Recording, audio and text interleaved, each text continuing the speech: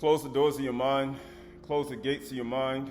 Close the gates of your palace, your ba'ith, your ohal, your ohel, your tent, your mishkan, your mikdash, your hayikal. The body that you dwell inside, the sentient body that you dwell inside, with your 12 cranial nerves, within your 12 melanin centers, with your yod and your kaf, within your organs, within your liver and your kidneys, that filter out all of the ra and evil within yourself, and allow you to discern between Taub and ra within your inner man, through your makashba, your yets and your imaginations. For today is a day of freedom. Today is the day of Chany'shy. Today is the day that Yahuwah has given to us at the end of the shabath, that we may cease from our labors, cease from our own selfish self, cease from our own ambitions and our own goals, and put ourselves aside, that one may be able to ride upon the high place, upon the wings of the wind, that he may feed you with your akla, your akal, and feed you with the food that's convenient for you, and feed you with food that is needful for you. Because every time we come, we say, what are you looking to hear and understand? For it's better to hear the rebuke of the wise than to hear the song of a fool. For today is the day that Yahuwah has given to us to acknowledge him, the one who made all of the heart of the earth, all in the heart and rivers and streams on the surface under the earth and that comes from his throne, to understand what it is to be both man and woman, to understand what a man and woman are supposed to do, and a man and a woman, how they're supposed to live and conduct themselves in a world that's full of kashak, and how one needs to be light and or in the world. For the commandment is a lamp, and the teaching is or, and correction and reproof is a way of life. And he sent it into the world to be a light to an empty world. Right? So this is the book of Proverbs, chapter 3. Mashali Proverbs, chapter 3 and verse 1. Mashali Proverbs, chapter 3 and verse 1. My son and daughter, do not forget my teachings, but let your heart keep my commandments. Let your lave, your labab, keep his commandments. For length of days and years and shalom will be added to you. So if you want peace within yourself, if you want shalom within yourself, you have to continually keep his debar. If you don't, you're going to find yourself in quarrels, in fighting. You're going to find yourself in slander, in gossip. You're going to find yourself entangled with shaitan, as we spoke about last week. You're going to find yourself entangled by the people you attach to. Because you attach yourself to people who don't have that bina hatma da'av, they're going to make errors. And when they make errors, it's going to make you angry, and it's going to make you irritated. It's the same thing Mashah had to do in the wilderness. That's why when a woman has children, and if you're not in a mindset to correct, you're going to find yourself in a emotional wreck. The very same thing with a man in a household. The same thing with an Isha, with a husband, an unbelieving husband. But even with a believing husband, you will find yourself in situations that you don't want to be in, and that's the only reason Yahuwah will put you in those situations, just so you can actually see Torah inside of it. It's the very same thing with Shaloma, Daud, and Bathsheba, and Uriah, right? And the Nabim, and everybody else living amongst themselves, and everybody getting rebuked to Ka, but everybody's still communicating with each other, and everybody's still cohabitating. It's the very same thing in the household. And these are all a part of your understanding. That's why people make haste to make improper decisions. But why we start there? Because it's all important. Keep going to verse 3. Let not steadfast ahaba, or love and faithfulness, forsake you. Why? Because that's when we're going to kiss each other. We talk about this. Bind them around your neck, your gorot. Right, go. Write them on the tablets of your heart. Write them there. Because if you don't write them there, what's going to happen? Something's going to happen to you. Something's going to happen to you. Why? This is the book of Ayub, Job, chapter 18 and verse 1. Ayub, chapter 18 and verse 1. Ayub, chapter 18 and verse 1. It says, then Bildad, the Shuhite, answered and said, how long will you hunt for words? He said, how long are you going to hunt for words? Because usually when we get into situations, most of the time, you're going to be hunting for words to say, whether you tell a kazab, a lie, or you telling the truth. You're going to have to hunt for words to find to say. Because if you don't, you're going to say the wrong thing, usually. And it says, consider, and then we will speak. This is what you'd have to do within yourself. When you're getting ready to speak something and say something, you have to consider what you're getting ready to say. And when you speak it, you better be good with whatever comes back to you, because that's the whole point. Because everything that you say, you're going to be judged for it, right? And it says, why are we counted as cattle? Why are we stupid in your sight? Because what cattle don't talk. That's why it says stupid, because they don't speak. Why? Because he gave Adam a speaking ruach. He said, why are we counted as cattle, and why we are like stupid in your sight? You who tear yourself in your anger. How else are you going to do it? It says, you who tear yourself in your anger, shall the earth be forsaken for you? He says, so your whole world, you want the whole world centered around your anger and what you're thinking about in your life, shall the whole earth, right? Because they don't belong to you, be forsaken for you? So we got to all leave because you banging, you angry at every single person. We got to all get away from you. We got to all forsake you because you angry, and we need to leave the earth just because of you. And you think the whole world centered around you. Or the rock be removed out of its place, so all the rocks be moved out of its place. Indeed, the light of the wicked is put out. He said the ore of the wicked is put out. And the flame of the fire does not shine, because what type of fire are you kindling? What kind of fire are you kindling? Indeed, the light of the wicked is put out. You're going to be put out. And the flame of his fire does not shine. Why? It's not going to shine. You know, I say, man, I'm shining. But then he says, are you really? Verse 6, the light is dark in his tent. Because he made, remember, we talked about in Psalms 19, he said he made a tent for the sun. But he said the light is dark in his tent. Why? Because his whole anger, he think the whole world centers around him or her. It says, and his lamp above him is put out. Why? Because wisdom make a man's face to shine. But how you keep your lamp burning? You got to have the oil in your lamp. But guess what? His strong steps are shortened. And he said, man, you used to walk strong. Now they shorten steps because you're getting older. That's what happens. And his own schemes throw him down. See, eventually you're going to come down. You know how people say your schemes and your plots that you do against other people, your schemes and your plots that you do, eventually you're going to be thrown down. Eventually. And it says, for he is cast into a net by his own feet. He said, your own feet. You cast into the net of your own feet. And he walks in its mesh. A trap seizes him on by the heel. He said, man, you're a car. It done seized you by, like a heel catcher. Your own trap. A trap seized you by the heel. And a snare laid hold on him. He said, it already done got you. It already done trapped you in. It already has you. Right? This is the book of Psalms Tahalim, chapter 81 and 1. Psalms Tahalim, chapter 81 and 6. Psalms Tahalim, 81 and 6. Tahalim, Psalms 81 and 6. I relieved your shoulder of the burden. Why? Going up to verse 4.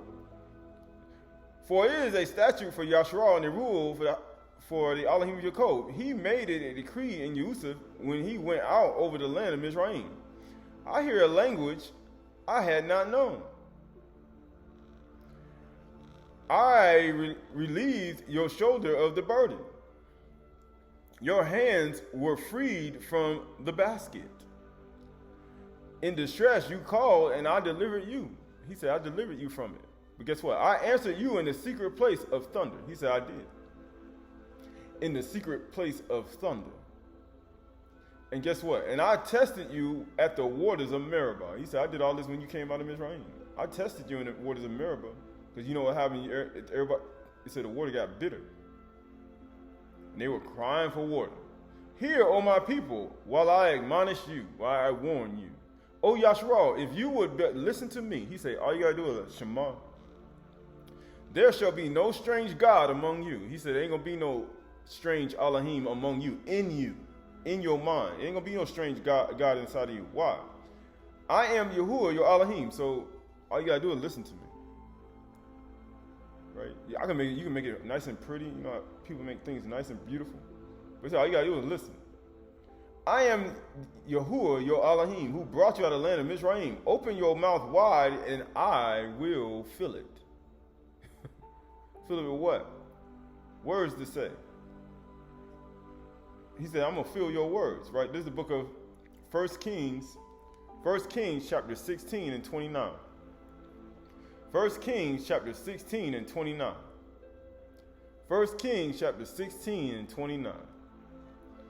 In the 38th year of Asa, king of Yehuda, Ahab the son of Omri began to reign over Yasharal, and Ahab the son of Omri reigned over Yasharal in Samaria 22 years. Because we already know his household was evil before this.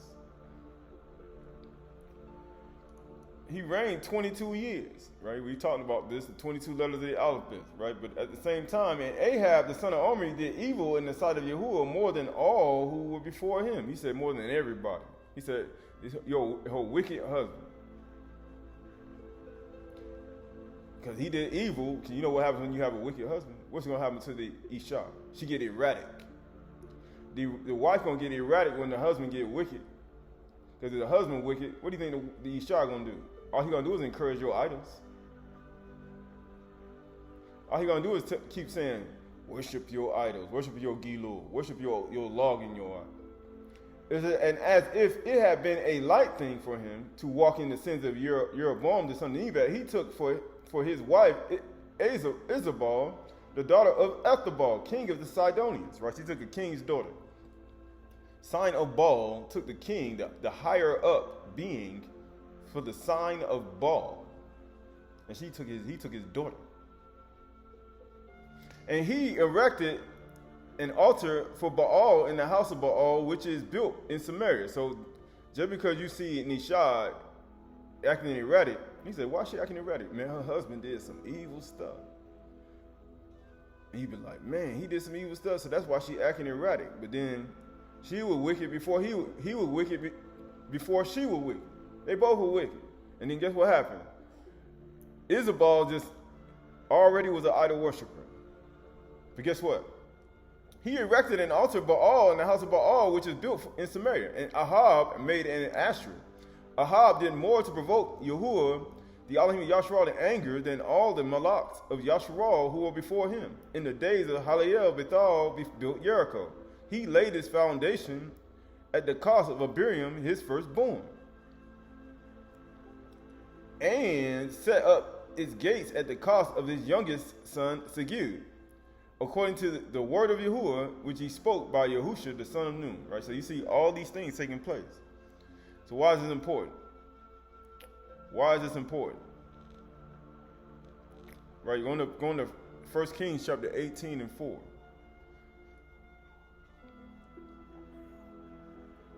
(18 and 1).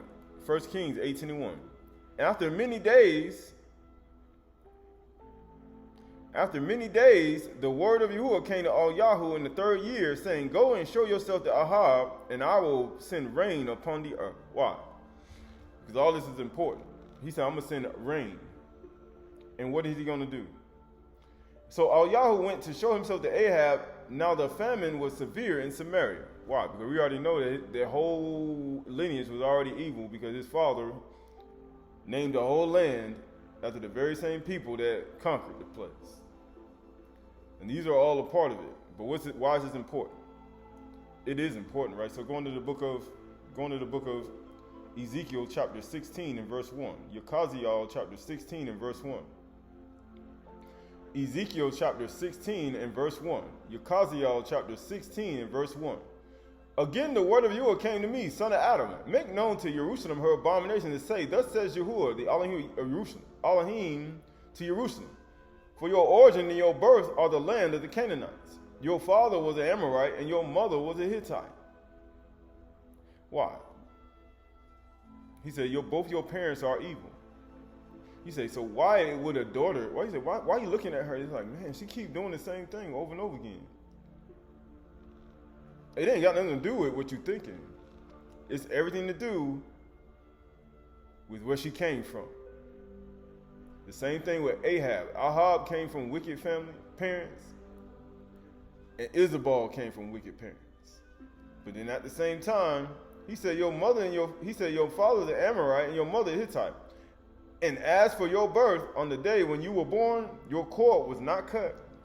He said you still attached to your mother and your father's umbilical cord. Your cord was not cut, nor were you washed with water to cleanse you. He said you weren't even washed. But Yahoo said to him, he said, Ahab, it's gonna rain. It's gonna rain. Nor rub with salt, nor wrapped in swaddling clothes. He said, nobody cared for you and nobody seasoned you with salt to purify you. No eye pitied you, nobody pitied you. And guess what? To do any of these things to you out of compassion for you. So you want to know why in Isha or in Ish is the way they are in your life. It's because their parents didn't care nothing about them. And they had no compassion for them. They didn't care. They didn't even correct them. They didn't do nothing for them.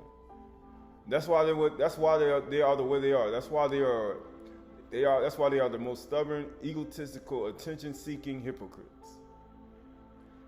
While they came to Yahuwah. That's the only reason. It has nothing to do with nothing else. It's all based upon their family not doing and taking care of them and have no compassion for you. So therefore, being it hit their family, and then when they came out of the womb, up until the time they found Yahuwah, didn't have no compassion on them, they take it out on you. However it may come, anybody that comes near them in any type of way, if anybody hurt them, they're coming at you. It's the same thing when a woman has a relationships in the past and she never had anybody care for her or show compassion, she's going to attack every single man that come at her. Same thing with a man. How you say? You are your mother's child. You are your father's daughter. And guess what? But you were cast out into the open field. They didn't care nothing about you.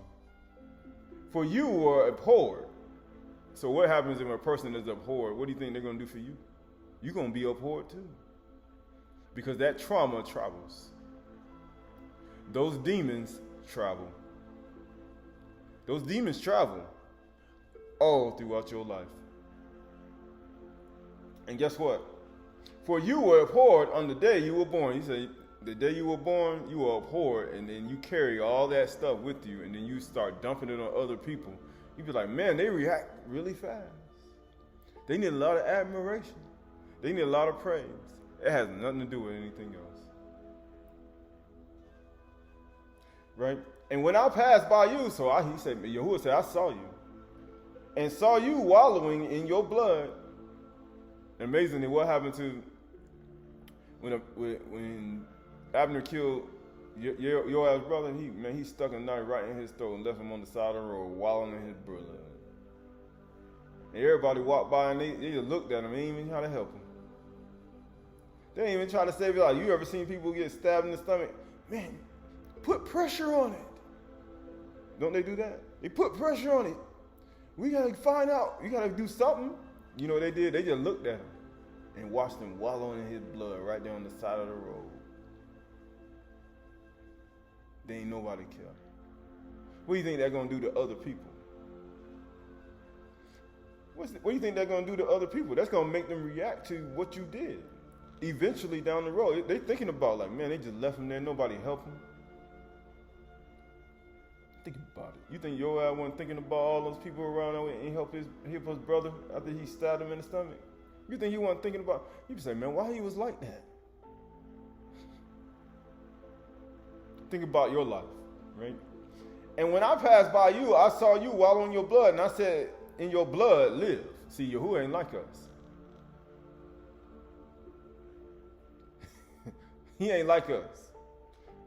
He said, live. I said, in your blood, live. He ain't like us. That's why he said, you're not redeemed with corruptible things, silver and gold, his precious blood. He said, I'm telling you to live, Kai. I made you flourish like a plant in the field. Here we go. He said, man, I made you flourish. I made you great. And guess what? And when you grew up and became tall and arrived at full adornment, man, you got to the top of the hill. Boy, you see how you look. Your breasts were formed and your hair had grown. He's like, man, look at all that hair. Look at how you grown. But guess what? Yet you were naked and bare, right? Man, look at you. You grew up. And when I passed by you and saw you, behold, you were at age for love, man. You was like, I saw you. And I spread the corner of my garment over you and covered your nakedness. I covered you up. He said, I covered your nakedness. And guess what? Just like he did Adam and Korah, right? I did you just like Adam and Korah. After they transgressed, I forgave them and covered them up after they transgressed. Did he not? That's the same thing he did for Shem and Eve. But guess what? I made my vow to you and entered into covenant with you. I married you. Declares Yahuwah your Elohim, and you became mine, man. You became mine. And guess what happened? Then I bathed you with water and washed off your blood from you and anointed you with oil. Man, I put you, matter of fact, I'm going to shock you. I put that anointing oil on you. Matter of fact, I washed you in your blood. And I washed you off with water. He had just bow. What did your college y'all say? Just bow, just ephah, just mazon. I made you balanced. I gave you just ephah, right? And I gave you a good bath. But guess what he said? I clothed you also in embroidered cloth and shod with fine leather. I wrapped you up in fine linen and covered you with silk. Man, I gave you so much. Matter of fact, and I adorned you with the ornaments and put bracelets on your wrists and chains on your neck. And I put a ring on your nose and earrings in your ears and beautiful crown on your head. Man, I put a crown on a woman's head. I made you a king. I made you a king and a malka. I made you a malak. I put a crown on your head. And guess what I did? Thus you were adorned in gold and silver, and your clothing was of fine linen and silk and embroidered cloth. You ate fine flour and honey and oil. Man, I give you the best food. You grew exceedingly beautiful, and advanced into royalty. Man, nobody can't tell you nothing. I made you royalty. You know, he said you're a chosen generation, a royal priesthood, a Qahalath nation, who show forth the praises of him who called you out of darkness into this marvelous light. And your renown went forth among the nations. Boy, you went all the way across the world to a whole bunch of places too. Everybody know who you are. They know your name because of your beauty, because of your beauty. For it was perfect, man. It was so perfect. Through the splendor that I bestowed on you, declares Yahuwah Elohim. He said, I did it. I did it. I promise you I did it. Yahuwah, we already know Yahuwah do that. Who make you beautiful? Who make you look like that? Who allow your age to not, your countenance not to abate? You layoff news. You the actual extender. Who allow you to do that? Yahuwah. But verse 15, what did he say? But you trusted in your beauty. You see how fast you can lose sight of things? You can lose sight of yourself really quickly. You trusted in your beauty, and what did you do? And played the whore because of your renown, and lavished your whorings on any passerby. Anybody who would look at you, anybody who would give you praise, you accepted it. And your beauty became his.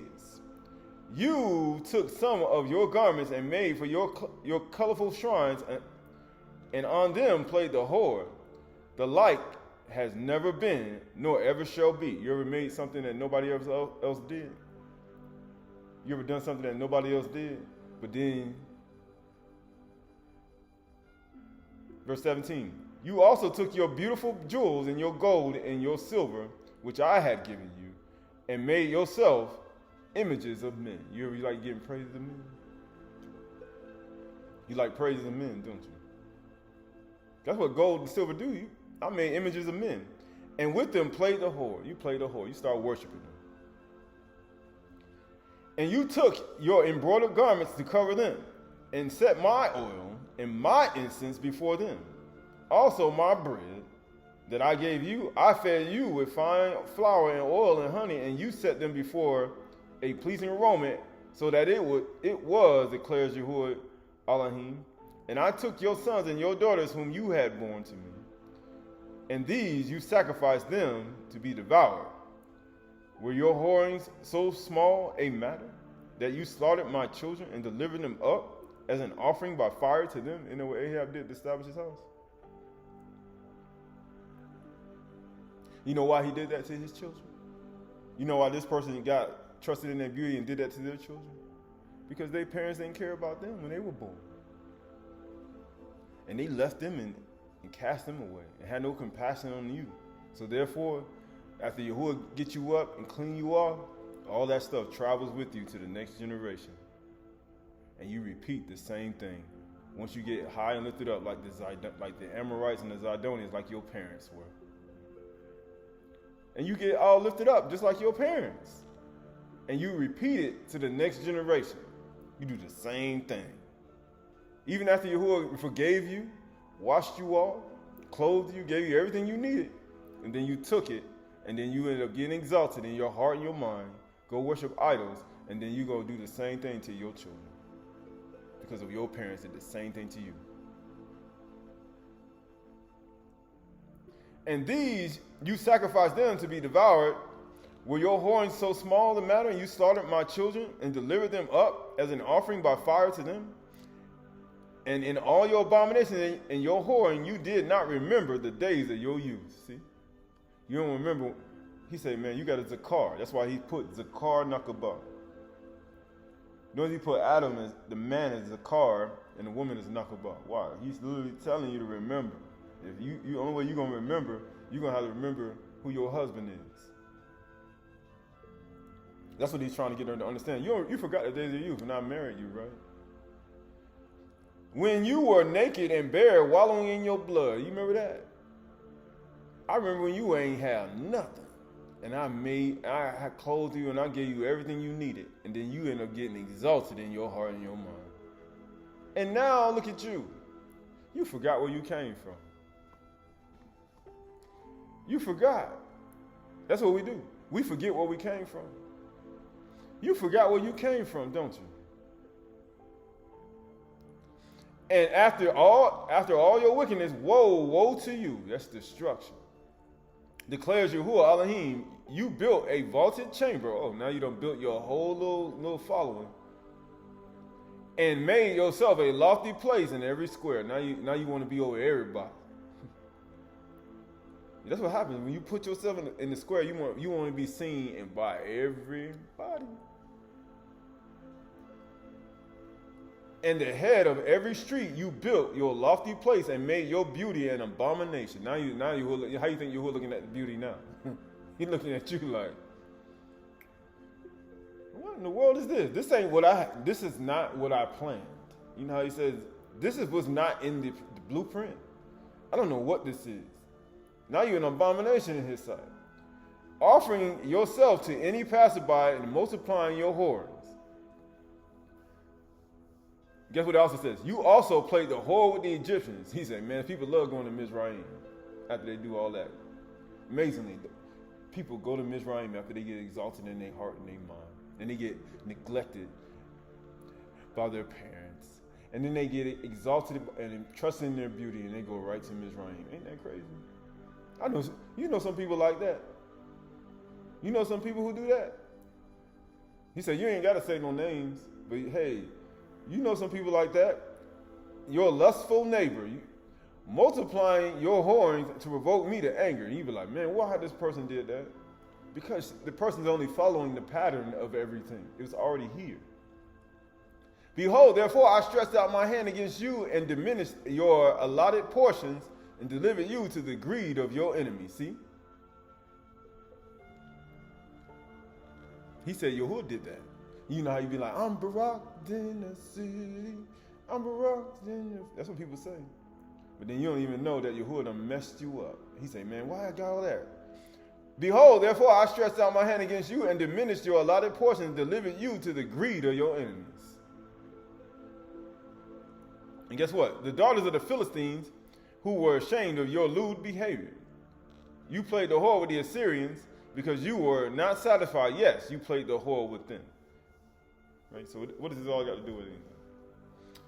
Right? This got a lot to do with everything. This is the 30th Yom of the 5th month. This is the 30th Yom of the 5th month. So you look at the 5th day, this is the last day going into the 6th month. Like you look at the 6 days, going into the 6th month. But this is the 5th day. But then we're going into the 6th month when the sun goes down. And when we get closer and closer to the first day of the 7th month, you know, the first day of the 7th month is when Yahuwah sounds the Turah. You know, this is all a part of the understanding of the 7th, like I say, Shabbat Turah. Right? But at the same time, you start to understand this truth, the Debar, because all this is a part of it. So we look at all that, right? This is 1 Kings 18, 17, 7 through 19, right? We already read 1 Kings 18 and 1, but we're going to skip into verse 7. 1 Kings 18 and 7. And as Aydah was on the way, behold, Aydah met him. And Aydah recognized him and fell on his face and said, is it you, Adon, Aydah? And he answered him, it is I. Go tell your Edom, behold, Aydah is here. And he said, how? Have I sinned? That's what you got to understand. When Yahuwah sent a Nabi to you, it's only because of one or two reasons. Actually, one reason. How have I sinned? That you would give your servant into the hand of Ahab to kill me? He said, what did I do wrong? I must have did something wrong then. As Yahuwah, your Elohim lives, there is no nation or kingdom where my master has not sent to seek you. And when they would say he is not here, he would take an oath for the kingdom or nation that they had not found you. And now you say, go tell your Edom, behold, Aydah is here. That's the same thing. You look at Yahushua Mashiach when they came to get him at night. But he says, and as soon as I have gone from you, the Ruach of Yahuwah will carry you, and I know where. And so when I come and tell Ahab, and he cannot find you, he will kill me. Although I, your servant, have feared Yahuwah from my youth, has it not been told my master Edom what I did to Isabel? When Isabel killed the Nabi'im of Yahuwah, she killed all the prophets. What'd she do? How I hid 100 men of Yahuwah's prophets by 50s in a cave and fed them with bread and water. And now you say, go tell your Adonai, behold, Aydah is here, and he will kill me. But notice what you see here. You see this woman, right, going to kill all the prophets. Nabi'im. He say, why is she going to kill all the Nabi'im? That's the whole point. He said she's going to kill all the Nabi'im, right? So this is the book of this is the book of 1 Kings, 2 Kings. Actually, go to 2 Kings. 2 Kings. 2 Kings chapter, 2 Kings chapter 2. 2 Kings chapter 2 and verse 1. 2 Kings chapter 2 and verse 1. 2 Kings chapter 2 verse 1. Now when Yahuwah was about to take Aydah up to Shamayim by a whirlwind, Aydah and Aydahchay were on their way to Gilgal. He's like, man, Yahuwah getting ready to take Aydah up. But Aydah right here talking. Aydah here. But then you see Yahuwah getting ready to take Aydah. Notice how when Yahuwah getting ready to take somebody, notice what people do after they end up getting taken. Right? But it says, And Yahuwah said to Yasha, please stay here, for Yahuwah has sent me as far as Bethel. But Yasha said, as Yahuwah lives, and as yourself live, I will not leave you. So they went down to Bethel. And the sons of the Nabi'im who were in Bethel came out to Yasha and said to him, do you not know that today Yahuwah will be, he said, today Yahuwah will take away your Edom from over you? And he said, yes, I know it. Keep quiet. Right? Skipping over the verse 2 Kings chapter 2, verse 9. Actually, going to 2 Kings chapter 2 and verse 6. 2 Kings chapter 2, verse 6. Then Yahuwah said to him, please stay here, for Yahuwah has sent me to Yarden. But he said, as Yahuwah lives, as you yourself live, I will not leave you. So the two of them went on. 50 of them, of the sons of the Nabi'im, also went and stood at a distance from them. He said 50. And as they were standing by Yarden, then Yahuwah took his cloak and rolled it up and struck the waters, and the waters were parted to one side and the others and to the other, till the two of them could go over on dry ground. He said he smote the Yarden, and the waters came up on the left and the right. And they crossed over to the other side on dry ground. And when they had crossed, Yahuwah said to Yasha, ask what I shall do for you. Behold, I am taken away from you. And Yasha said, please, let there be a double portion of your ruach on me. And he said, you have asked a hard thing, yet if you see me as I am being taken from you, it shall be so for you. So if you can see me taken. Why do you think they say, why stand ye gazing in the Shamayim? For this same Yahushua whom you see taken will come back in like manner. So if you can see it, then how in the world, you know how people say, I don't need a double portion of it. I don't want to see Yahushua Mashiach taken. Then you don't want the Ruach Qahalath. He said, you're content with your little life. But it is you who do not see, if you do not see me, it shall not be so. So if you, all the men that saw Yahushua, why stand you engaged in the shaman? They saw him taken. Can you see him taken? All you gotta do is listen. It says, and as they still went on and talked, behold, the chariots of fire and the horses of fire separated the two of them. He separated the two of them. He said he separated them. And guess what? And Yahuwah went up by a whirlwind into Shamayim, and Yasha saw it, and he cried, my father, the chariots of Yasharal and its horsemen. And he saw him no more. He saw him no more. He was taken, though. He was taken. Right, going back to 1 Kings chapter 18. 1 Kings chapter 18 in this slide, verse 14. And it says, and now you say, go tell your Adoni that Yahuwah is here, and he will kill me. And Yahuwah said, as Yahuwah of hosts lives, behold whom I stand, I will surely show myself to him today. So Obadiah went to meet Ahab and told him, and Ahab went to meet Yahuwah. And when Ahab saw Yahuwah, Ahab said to him, is it you, the troubler of Yasharal? Who do you think Yahushua was? We just read that he was taken.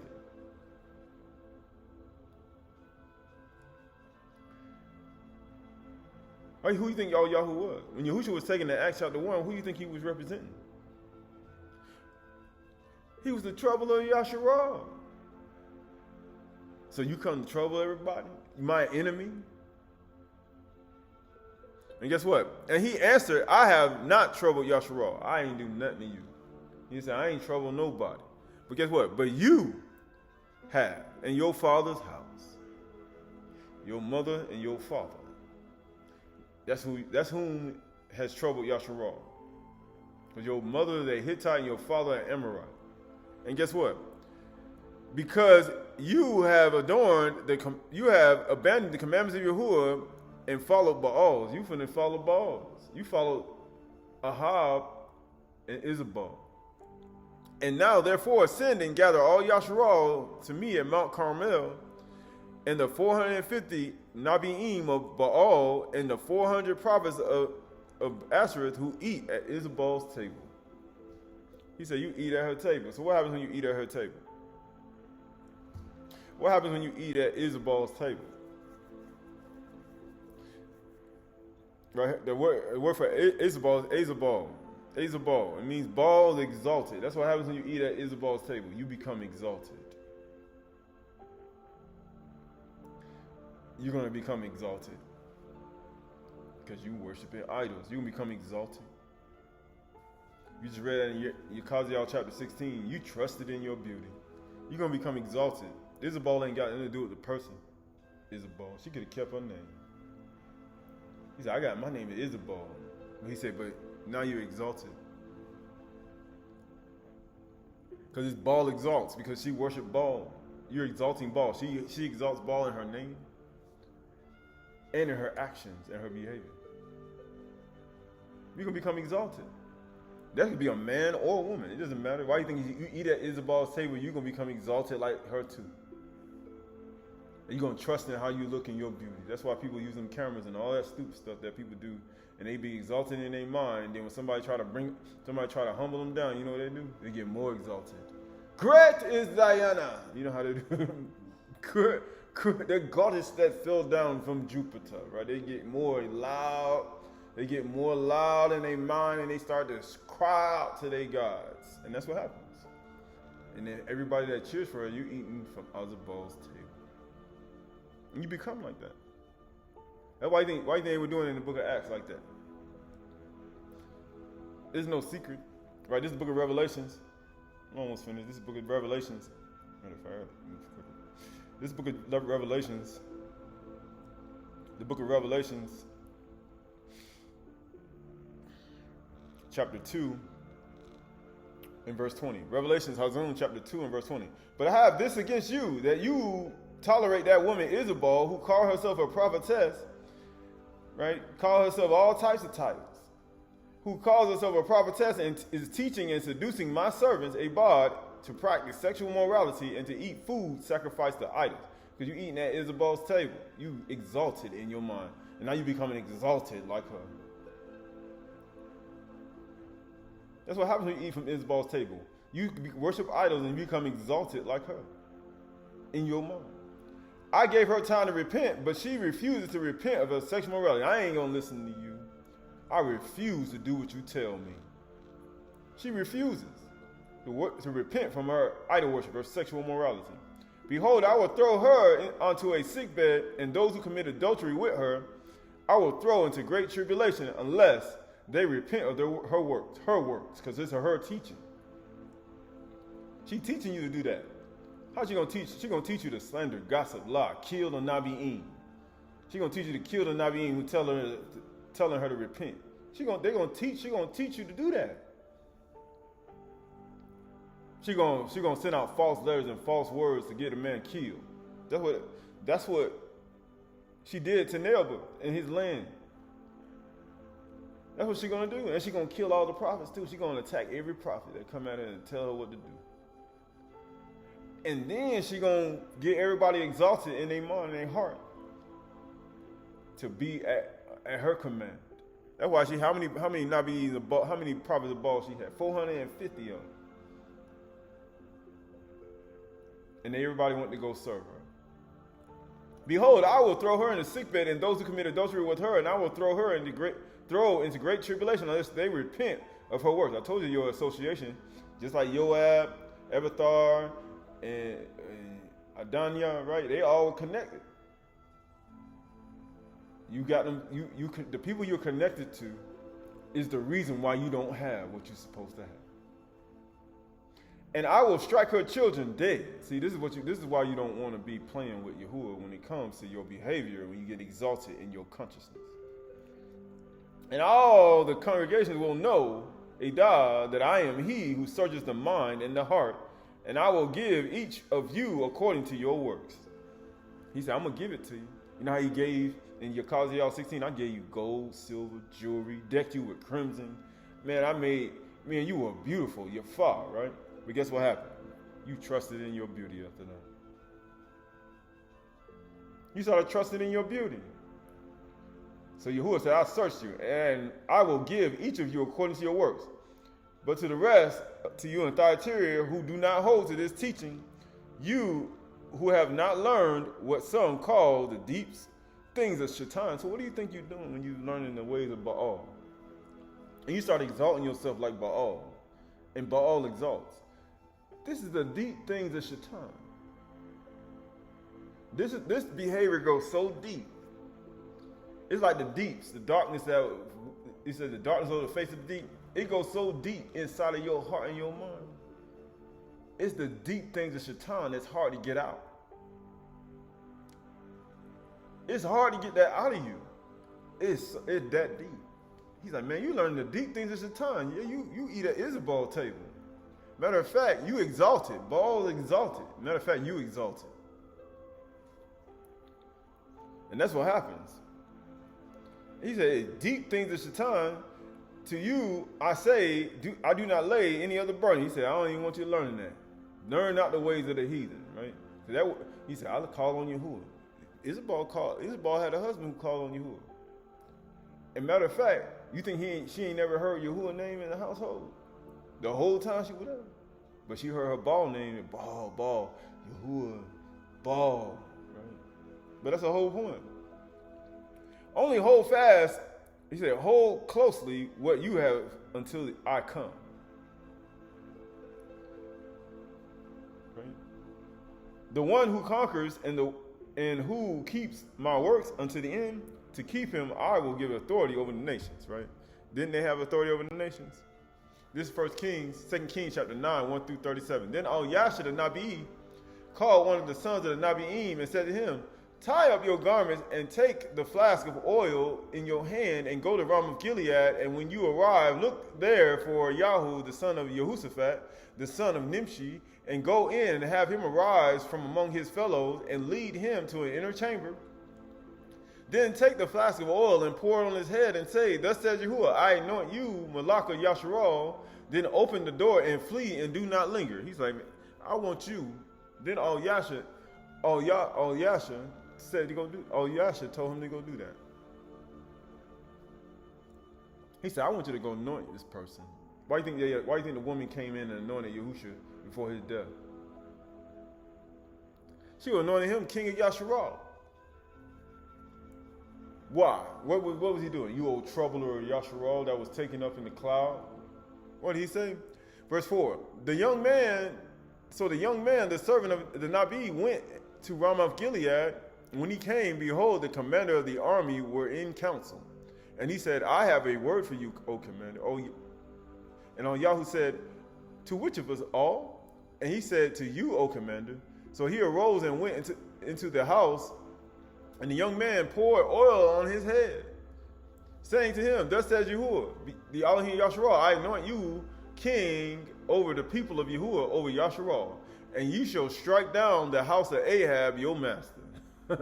Think about it. Yahuwah say, send somebody in, anoint you king. He said, you're gonna strike down your leader. Say what? He said, you're gonna strike down your leader, Ahab, your Edom, your Ahab, your Edom. He said, so you gonna anoint you to strike down your leader.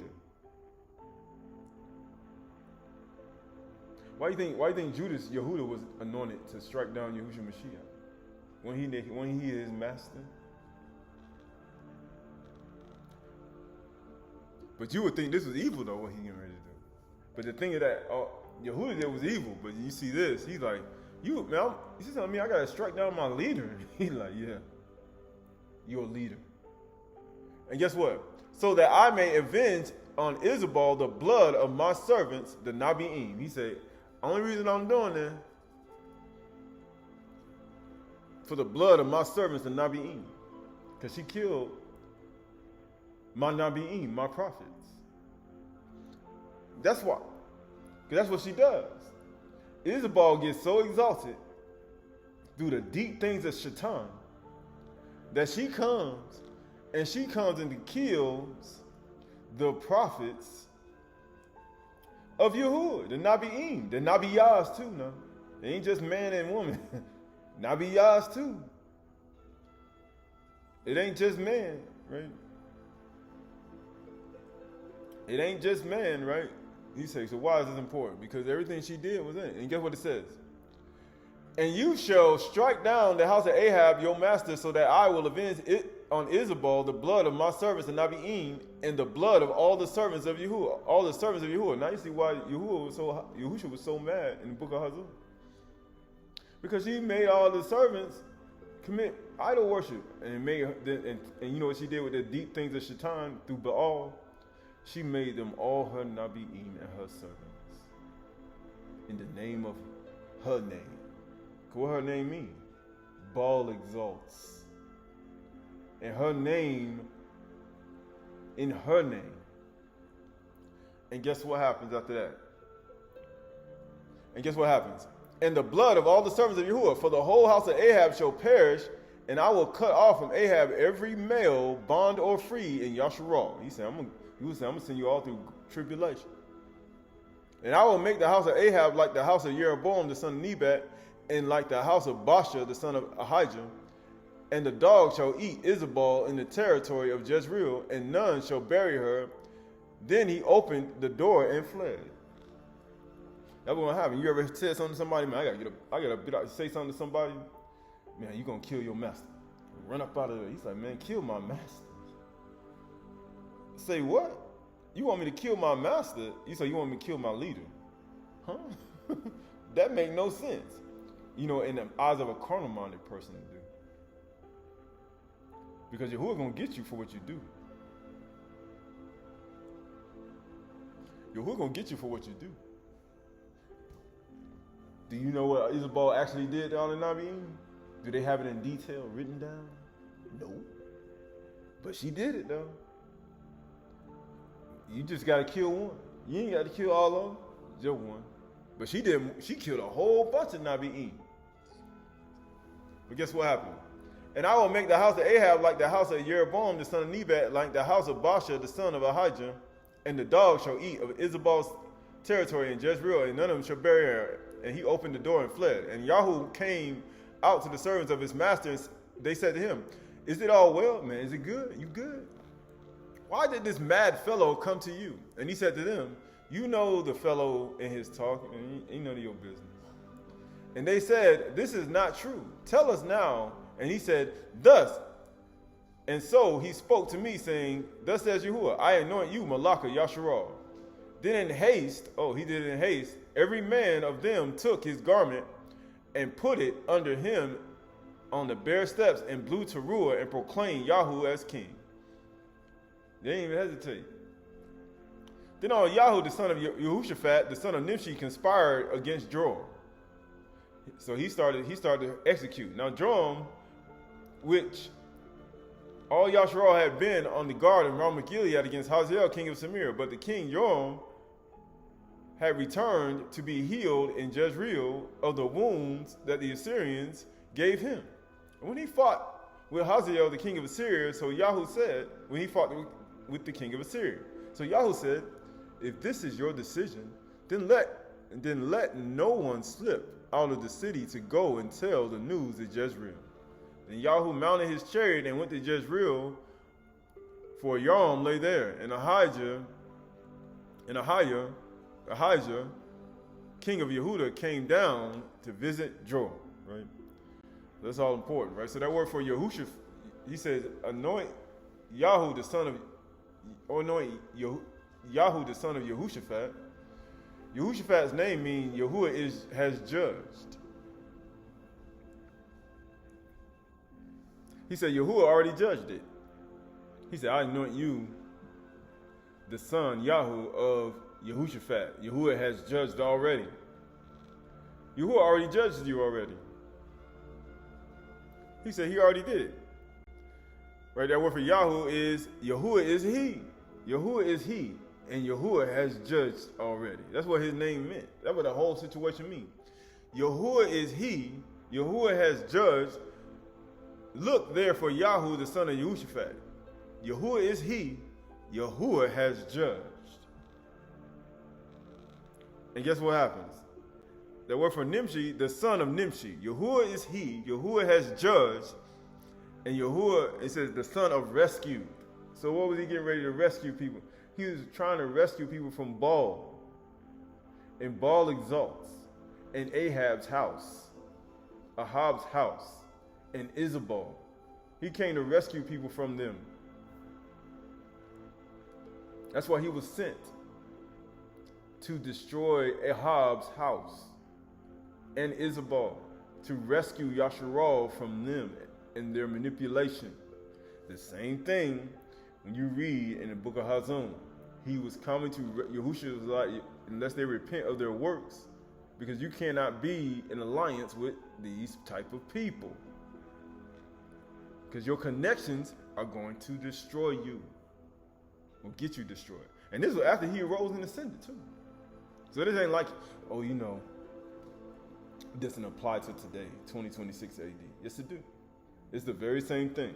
There is a way to be around people, but not be around people. If you get what I just said. There's a way.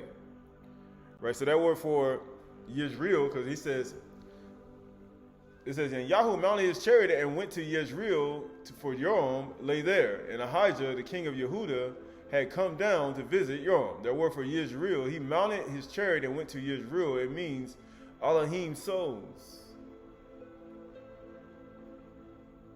It means Elohim souls.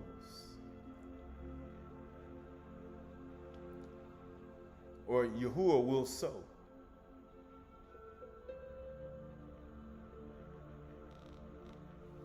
That's where he went. Right, going to verse 17 of the same book. Now the watchmen were standing in the tower of Jezreel, where Yahuwah sows. That's what Jezreel means. Where Yahuwah sows. And what is Pesach? Not as much watching. Where Yahuwah sows. And where was Yahushua planted at during Pesach? In a tomb. Where Yahuwah was sown. He sown him right in that tomb. But it says, and he saw the company of Yahoo, and he came and said, I see a company. Because that's what you do when you're a watchman. You shamar, and you guard the garden. And Yoram said, take a horseman and send to meet them, and let him say, is it peace? Notice how we got peace now. Is it shalom? Because you're supposed to walk in shalom. Is it peace? So a man on horseback went to meet him and said, thus says the king. It says, thus says the king. It is shalom. He said, is it shalom? And Yahoo said, what do you have to do with shalom? What do you have to do with peace when you doing things opposite of what Yahuwah says? You know what some people want to do? They want to be exalted like Isabel. They want to be exalted in their mind, trusting in their beauty, and they don't even want to say shalom to you, peace. What you got to do with peace? Turn around and ride behind me. He said, get behind me, Satan. You know what he told Qahalath? And guess what? And the watchman reported, saying, the messenger reached them, but he is not coming back. Then he sent out a second horseman. How many times Yahushua cried out? He said, then he sent a second horseman. So he sent one out, and then he sent it a second time. Why do you think he did that? Because you got to have two witnesses. He sent it a second time. It says, who came to them and said, thus says the king has said, is it peace? And Yahoo answered, what do you have to do with peace? Man, he said again, he like, hold up, what you got to do with peace? Shalom. We at war. What you done? You already did what you did. So you gonna tell me shalom? What you got to do with peace? Turn around and ride behind me. Get behind me, Satan. That's literally what he said. He's like, ride behind me. That's what Yahushua said. Why did Yahushua say that? What is Yahoo's old task to do? To destroy the house of Ahab, because he already had a commandment from you.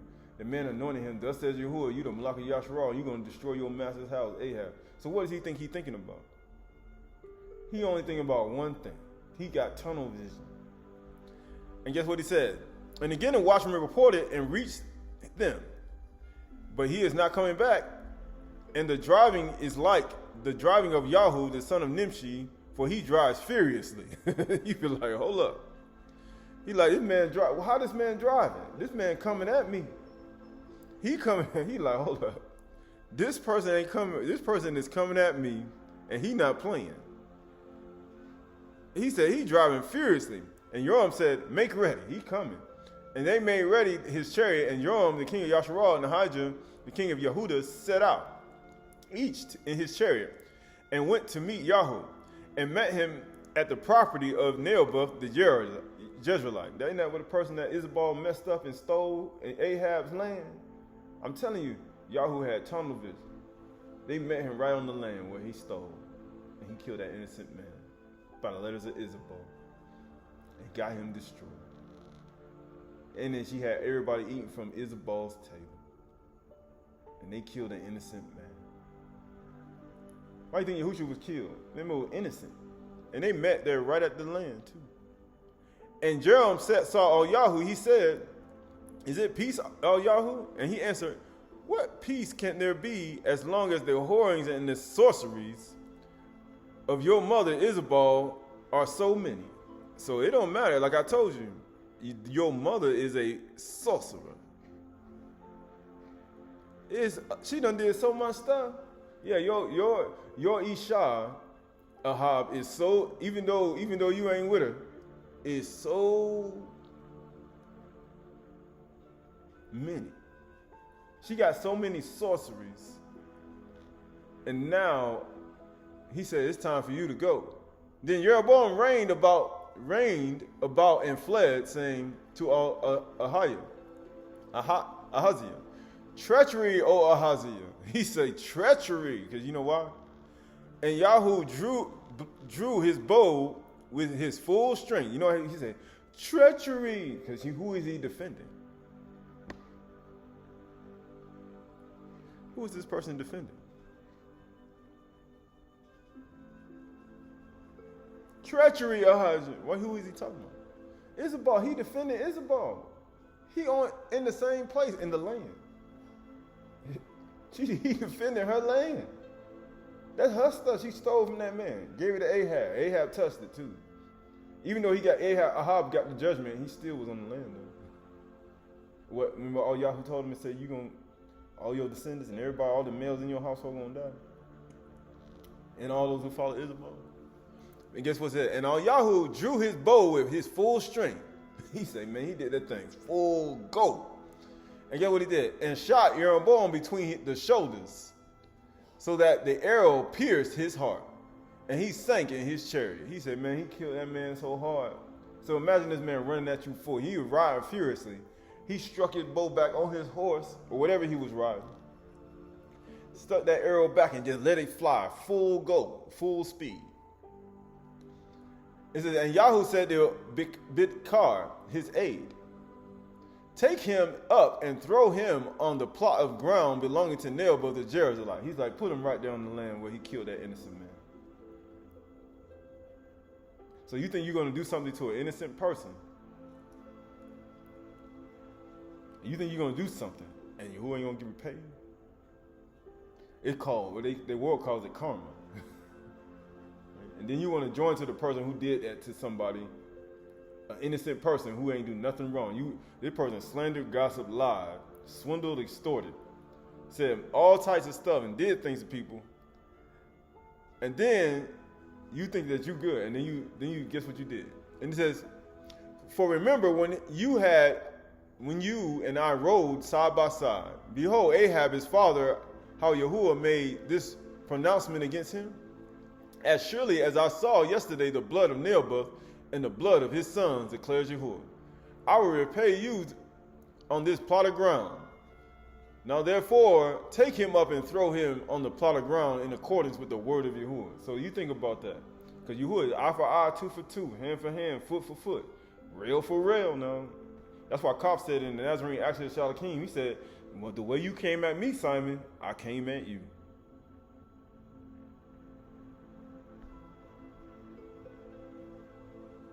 When Simon came at him, when Kopp was teaching, and he was coming at him trying to seduce people to sorcery and trying to get them to follow him, and he came at him in the way he came, Kopp said, the way you came at me, that's the same way I'm going to come at you.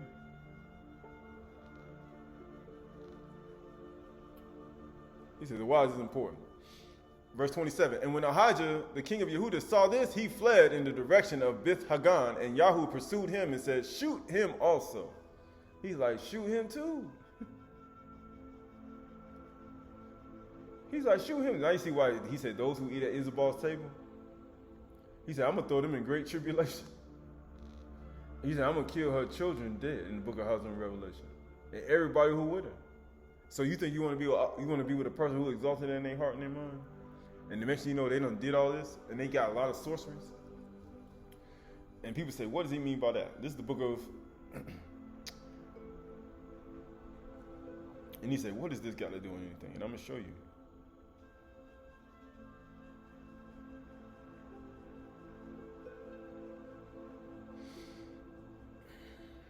I'm going to show you. This is the book of Malachi chapter 3, verse 5. Malachi chapter 3 and verse 5. Malachi chapter 3, verse 5. Then I will draw near to you for judgment. What does Yahoo name mean? Yahuwah is he. What does Yehoshaphat name mean? Yahuwah is judged. And what does he say? He was the son of Nimshi. And guess what? And I will be a swift witness against the sorcerers. When Yahoo riding on that horse real swiftly and furiously, and he was saying, why are you going to talk about peace when your mother sorceries are many? See, you can be connected to your mother, and your mother can be a sorcerer. And you sitting here talking about shalom and peace to me? Your mother is a sorcerer. And against the adulterers. He said, and against the adulterers. And against those who swear falsely. You got how many gods you got? And against those who oppress the hired worker of his wages. So Yahuwah ain't playing with nobody. So you want to oppress somebody that work for you and you don't want to do nothing for them? You want to fire them all because you want to get your profits up. Because you just don't want to actually pay for the overhead. It's just too much pressure. But they don't take the pressure on then. It's really that simple. The widows and the fatherless are against those who thrust aside the sojourner. And do not fear, says Yahuwah of hosts. Right? He said, you ain't scared. Right? Going back to 27. And it says, the slide. And they shot him in his chariot at the ascent of Gur, which is in Ebelim. And he fled to Megiddo and died there. His servants carried him in his chariot to Jerusalem and buried him in the tomb of his fathers in the city of Daud. And in the 11th year of Joram, the son of Ahab, Ahijah began to reign over Yehudah. And when Yahoo came to Jezreel heard of it. And she painted, it says, and when Yahoo came to Jezreel, Isabel heard of it. Because I'm sure she heard he done came, because remember, he already done killed a whole bunch of other people. She heard it. And she painted her eyes and adorned her head and looked out the window. Man, she painted her eyes, and you know how you paint your eyes and your face, you look out the window, you stick your neck out. She making sure she's seen. Why? Because she's Isabel, she's exalted. She got to make sure she's seen. She got to be seen. It's a behavior. And guess what? And as Yahoo entered the gate, she said, is it peace? You notice how she want to say, is it shalom after you adorn your face and you're doing all these things. You don't kill the Nabi'im first, right? You got sorceries. You don't kill Nebuch with your false letters and your false words, and you bring up 2 false witnesses and you kill him in his land, and you kill the Nabi'im, and you got sorcery, and you worship idols. And then you want to say shalom. Shalom. I told you people know Hebrew too. I told you she knew Hebrew. Shalom. You Zimri murdered. He says, is it peace, you Zimri? Murder of your master? He said, why are you trying to kill your master, Ahab? But guess what? And he lifted up his face to the window and said, who is on my side? Who? He's like, I see her exalted. You know how people get exalted? Amazing, she in the tower. She exalted. Why do you think Yahushua said, the son of Adam being lifted up, I'm going to draw people to myself? She is exalted. And he's calling to where she is, who's eating at her table, whoever eating with you, whoever up there with you, exalted in your heart and your mind, because that's what her name means. Baal exalts. He called out to them, and this is what he's saying today in 2026 AD. And he lifted up his face to the window and said, who is on my side? Who? 2 or 3 eunuchs looked out the window and said, and looked out at him. He said, throw her down. See? There's a difference between you being with her and then when you hear the bar of Yahuwah and you say, throw her down. And guess what happened? So they threw her down. So that means, what did they do? They repented of their works, of her works, as Book of Revelation say. They repented of her works. That's why they threw her down. And guess what? Even though they were with her, but then they said, you know what? This is wrong, what she done did.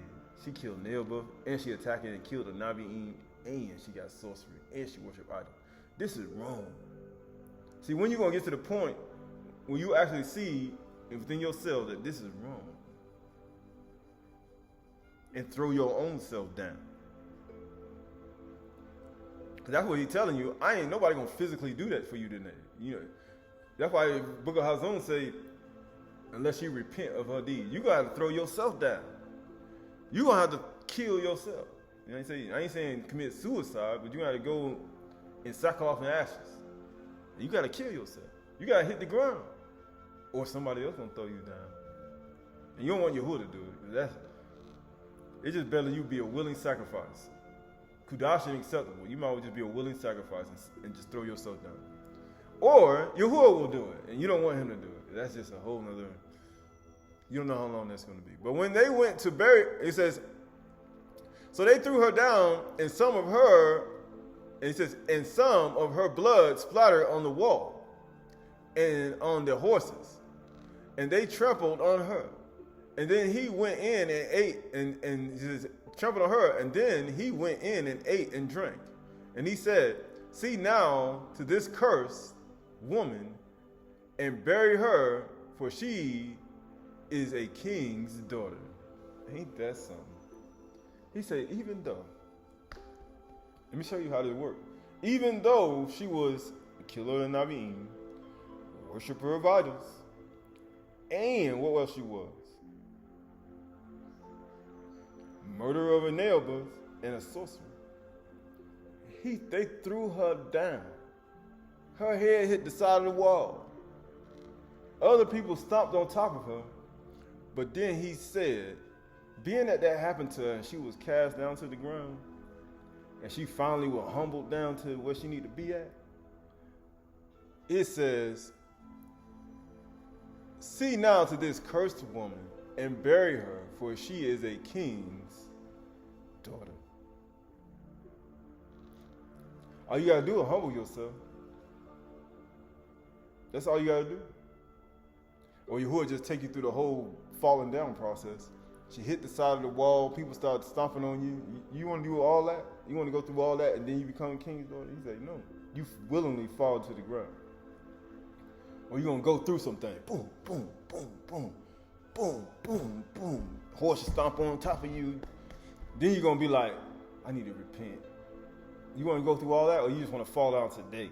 For today is the day of salvation. Today is the day of salvation. That's why he said today is the day of salvation, not tomorrow. You don't want that. That can happen tomorrow.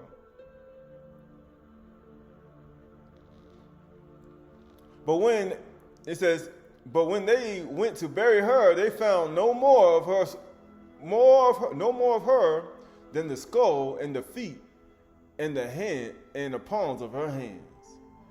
And they came back and told him, and he said, this is the word of Yahuwah, which he spoke by the servant of Yahuwah the Chhdsh. Because remember, Yahuwah was already gone.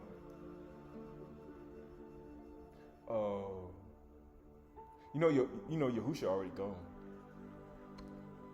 He left in the fiery chariots. He left in the cloud. He already gone. Notice this happened after Yahoo left. And Yashi got a double portion. This all happened after he left. So what do you think? Yahusha left. They got a double portion on Kag Shabor. And then what do you think happening now, today? Same thing. Same exalted, Baal exalted, same exalted idol worshiping husbands, and same Baal worshiping wives. And they exalted in their heart. Same stuff. And Yahusha was taken, just like all Yahoo was taken. But Yahusha spoke words before he was taken. Did he not? And guess what? This is the word of Yahuwah that he spoke by his servant Yahu the Tishbite. In the territory of Jezreel, the dog shall eat the flesh of Isabel. I told you, Yahuwah, Yahu shot them arrows up a long time ago. Pop, pop, pop, pop, pop, pop. And then he left the earth. And them things were still flying in the air. That word, the bar, was still here after he left. And he coming back too. Him.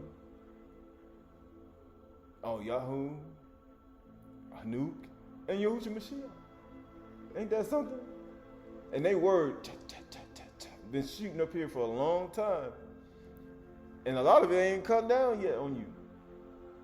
That's the crazy part. And it says what it says.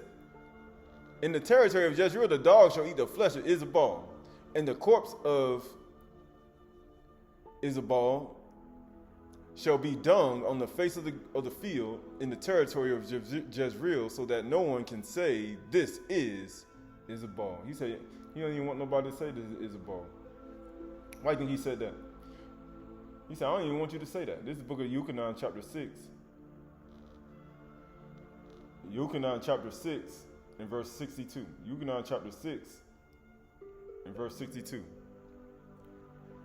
Yuchanan, chapter 6, verse 62.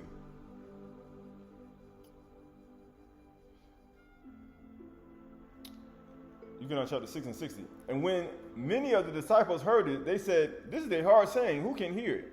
Who can listen to it? Going to verse 55, 655. Actually, Yuchanan 6:53. So Yahushua said to them, truly, truly, I say to you, unless you eat my flesh of the son of Adam and drink my blood, you have no life in you. Huh? Then they said some of her blood hit the side of the wall when they threw her down. And then they said when she got down to the ground, man, it was none of her flesh. You ain't see none of the flesh that was on Isabel. Because the dogs ate it all. Because didn't all Yahoo say the dogs gonna lick up the blood of Isabel and all Yahoo's family? And it says, unless you eat the flesh of the son of Adam and drink his blood, you have no life in you. Whoever feeds on my flesh and drinks my blood has eternal life. Why? Because he don't want nobody to think it's Isabel. I don't even want you thinking that. For my flesh is true food and my blood is true drink. Whosoever feeds on my flesh, what? Feeds on my flesh and what? And drinks my blood abides in me and I in him, as the living Father has sent me. And I live because of the Father. Whoever feeds on me, he also will live because of me. This is the bread which came down from Chany'shy. That's what he said. Because what did he say? And you know the sad part about it? This is the part that people forget. This is the part that people miss. Or this is the part that they don't understand. This is the book of Matthew chapter 15. Matthew chapter 15 and verse 24. Matthew 15:24. And he said, he answered, going to verse 23. Actually going to Matthew 15:21. And Yahushua went away from there and withdrew from the district of Tyre and Sidon and came, and behold, a Canaanite woman from the regions came out and was crying. This is a Goyim woman. And what she said? Have mercy on me, master, son of Daud. My daughter is severely oppressed by a demon. What do you think what do you think was happening to Isabel? She was oppressed by a demon. She was a sorcerer. What else she was? She killed innocent people. She killed a Navi'im. And she was a worshiper by all exalts.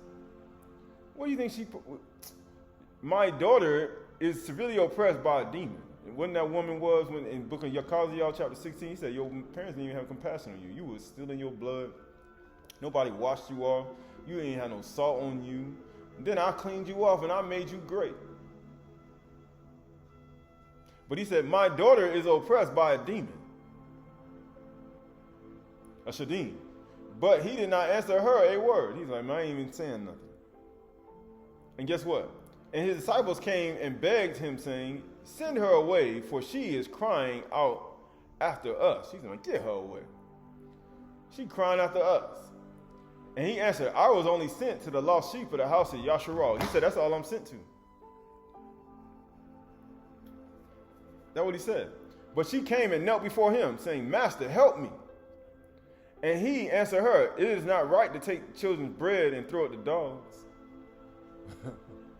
Now you see why I say I'm the bread which comes up from Charmaine, because all the dogs ate the corpse of Isabel. But he said, they ate so much of it. He said, I don't even want you to think it's Isabel, because he was talking about me. He said, I ain't gonna throw it to dogs, because what happened to all Yahoo after he killed Isabel? He went in, ate and drank, didn't he? He was eating and drinking, right? But then Isabel was on the ground already dead, and the dog was already eating her on the ground. And guess what? She said, yes, master, yet even the dogs eat the crumbs that fall from the master's table. I told you you're going to get thrown down. Throw her down. Because then she fall from where she was. And the dogs ate the crumbs from the master's table. Who was the master? Oh, Yahoo was the master. Oh, you mean all Yahoo's word was the master. He said, he told him, he said, tell your master, oh, Yahoo here. Because his word was the master. And the bar ruled, and the bar cast her down to the ground.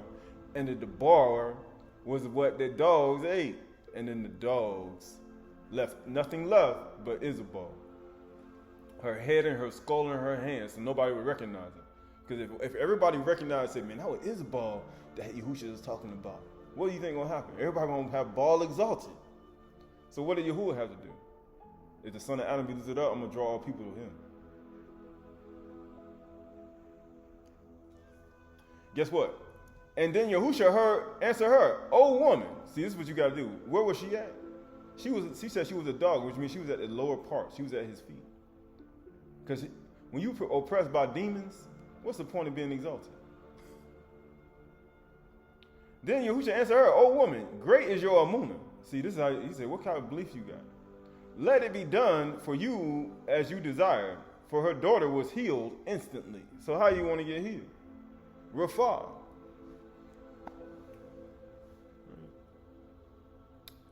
Instantly, right? So that word for painted, he says when Isabel, it says when Yahoo came to Israel, Isabel heard it and she painted her eyes. That word for painted is sum. Sum, to put, to set up. It means to extend, to ordain, to determine, to fix. She painted her face. It means to paint or to put.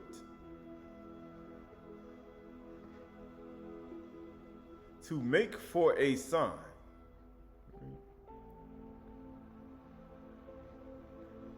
To fix. Because that was the sign of Baal. Because that's what her father's name is. Sign of Baal. Right? All this is a part of it. But she was only making it a signal. But also means to extend, to direct toward, because she wanted everybody to be directed toward her face. That's why she painted her face, but she painted her eyes. She painted her eyes. Why would she paint her eyes? The word for eyes is ayin. She painted her eyes as ayin. What she do? Her physical eyes, her mental qualities, it's all in the mind. A mental and spiritual faculties. It's a spiritual transformation that takes place when you do it. It is a demon. She is oppressed by a shadim. And it means also an eye. It means a fountain. Afflicted. It says afflicted. Outward appearance. It is an outward appearance. It is conceit. Conceited. It means conceit.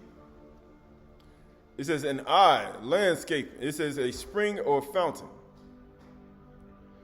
That's what it means, right? So this book of Jeremiah, chapter 4, 28 through 31. For this, the earth shall mourn. He said, the earth crying, and the Shamaim above be dark. For I have spoken, and I have purposed. I have relented. I have not relented, nor will I turn back. At the noise of horsemen and archers, every city takes to flight. They enter thickets. They climb among rocks. All the cities are forsaken, and no man dwells in them. And you, O desolate one, what do you mean that you dress in scarlet, that you adorn yourself with ornaments of gold, that you enlarge your eyes with paint? Because you know what happens when you enlarge your eye with paint? You're following the ways above, and you're exalted. You're getting exalted. In vain, you beautify yourself. And then he said in Yakaziel 16, you trusted in your beauty.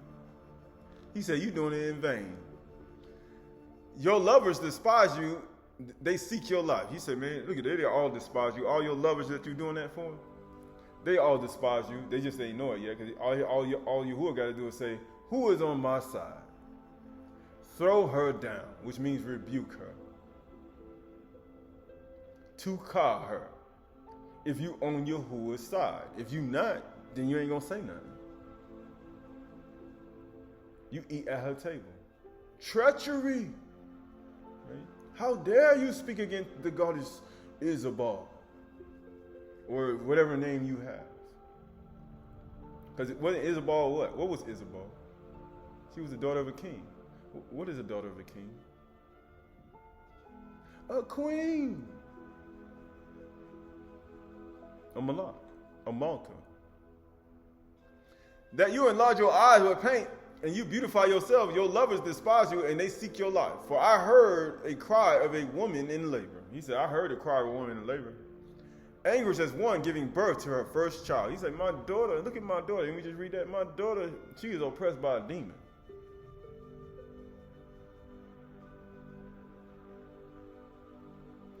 And what she was doing? She was going to Yahusha, begging, the Canaanite woman, begging that her daughter be healed.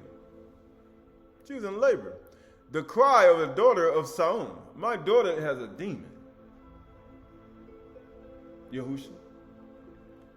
She oppressed by a demon. The cry of the daughter of Saul, gasping for breath. He said, my daughter has a demon. Stretching out her hands, woe is me. I am fainting because of the murders. He's like, man, I'm fainting. I'm hungry. I'm hungry because of the murderers. What are demons created to do? What did Nuwak pray? They are created to destroy. She said, woe is me. Yet, master, the dogs eat the crumbs from the master's table. Great is your Amunah. Right, this is all a part of it, right? So that word for enlarge, it says you have enlarged, is kara. It means it also, it means to tear. To tear away, to tear asunder. Right, this ain't the same word I put. This ain't the word that I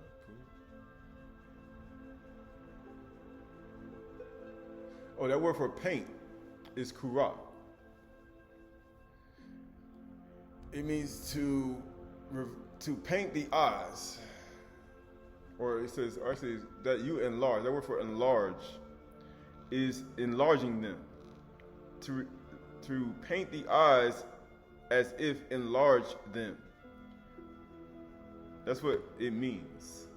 But when you enlarge your eyelids, it means to tear. To tear in pieces when you get exalted. But it also means to rend open, to tear away or out, to rend. to cut out.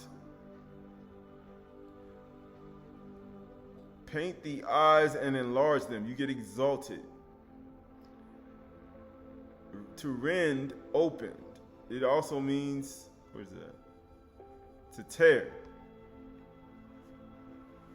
It says, O desolate one, why do you mean that you dress in scarlet, that you adorn yourself with ornaments of gold, that you enlarge your eyes with paint? He said, you enlarge your eyes with paint. That word for eyes is iron. You enlarge your iron, your spiritual faculties, your mental qualities, your eyes, your fountain with paint. He said, you're enlarging yourself. You're making a resemblance of somebody. Because you're enlarging your iron, your eyes, right? Because what did Yahudy say? What did Yahudy say? Right, this is the book of Matthew chapter 6.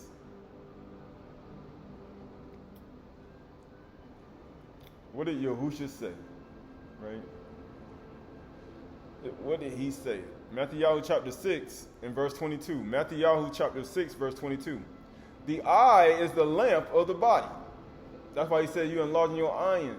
So if your eye is healthy, the whole body will be full of light. Why? What's going to happen? You ain't going to be enlarged. You ain't going to be exalted. But if your eye is evil, your whole body is full of darkness. He said, man, you could be bright as the sun. He said, your whole body is evil. Your whole body is full of darkness. And if that light in you is darkness, how great is that darkness? He said, you can't. How great is that darkness? No one can serve two masters. How many masters did Yahoo have? Or Ahab have? How many he had? He had a lot of gods. How many masters he had?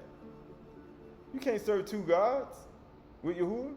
For either he will hate the one and love the other. He said you either hate one and love the other. Or he will be devoted to one and despise the other. You could despise. That's why Yahushua was despised. That's why Yahuwah was despised. You know what?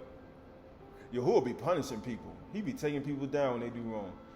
When I do wrong, when I'm with ball and the ball, they don't ever do anything. I still get my profits. That's why they be hunting the prophets. You be like, why they be chasing after the prophets? You cannot serve Elohim in money. That's why they serve. That's why they go after the prophets. He said, you gonna serve Yahuwah, and then you gonna do evil, and then you still gonna try to serve your money after you do evil, your finances. But that word for paint is puk. Puk. Puk. He says, you have enlarged your eyes with puk, with paint, antimony. Stabium or black paint. How great is that darkness? If your eye be dark, how great is that darkness? That's what he said. If your eye be evil, how great is that evil? He said, how great is it? Your eye, your iron are exalted. You ate from Isabel's table, didn't you? It means eye, cosmetic. Paint, dye. Why? Fair colors, glistering paint. He said, why is this important? This is the first Enoch. It's getting dark in here. First Enoch. This is the first Enoch. I almost finished. This is the first Enoch. First Enoch, chapter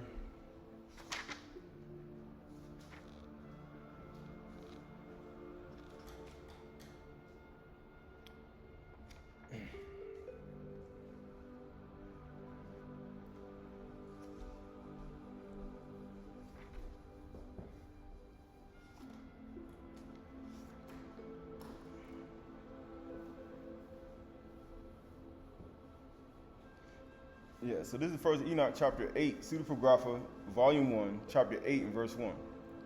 And Azazel taught people the art of making swords and knives and shields and breastplates, and he showed to their chosen ones bracelets and decorations and the shadowing of the eyelids with antimony. So who do you think she's following? It's the same antimony, the same beauty of the eyelids. He made women exalted. He made men exalted. It ain't beauty in the eyelids. It's saying you made your eyes evil. And he made you evil. He made you exalted above Yahuwah. And guess what he did? Ornamentations and beautifying of the eyelids, all kinds of precious stones, and all colors and tinctures of alchemy. And there were many wicked ones, and they committed adultery and erred. And what else did they do? And all their conduct became corrupt. That's what happened. How do you think all the conduct of Yasharal got corrupt? Right, so that word for, it says, in verse 30, it says, in vain you beautify yourself. You trusted in your beauty. That word for beauty is yafah. It means to be bright, to be beautiful, to be handsome, to be fair. Isn't that what people say? You're so bright. You're so wonderful. Your light is shining bright. It also means to be beautiful, to beautify, to be beautiful, to be bright. He's like, man, you're so bright. And you know what happens when you get like that? You get exalted. If people keep saying that to you, what happens? You get exalted. Right? This is Dead Sea Scrolls. This Dead Sea Scrolls, Volume 1, 4Q204, Fragment 5. Dead Sea Scrolls, Volume 1, 4Q205, Fragment 5. Then I, Hanuk, replied, saying, surely Yahuwah will renew his law upon the earth, according to what I saw and related to you, my son. In the days of Yared, my father, they transgressed the word of Yahuwah.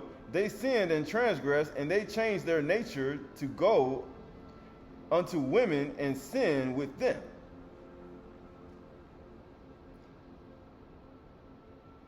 He said, you went on ahead and ate at Isabel's table.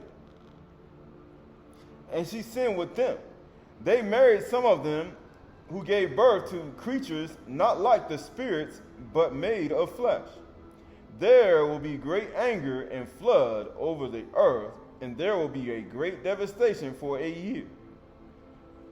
But this boy, this Yalid, born to you and his 3 sons, will be saved when those die that are above the earth. Why? That's what Shemjaza, Azazel, Azbaal, and the 200 fallen, that's what they did. They sinned with a woman. That's what they did. That's what Penuel and all them did. They had children, and they named them. They gave them names like Abunalek, Carmox, Ataf. They gave them names. These children got names. These demons got names. The same way a human being, you would name somebody, them demons came, them children were flesh and blood before they became spirits, and then they got names. The very names that you got. They give them names, right? Aldi, Aldah, right? They all got names. And these are Koros, Asmodeus, Asmodee. They got names, Beelzebub. And they all got names. They just evil spirits. But he said, you depressed by a demon. But this is the book of Revelations, Hazum. This is the book of Revelations.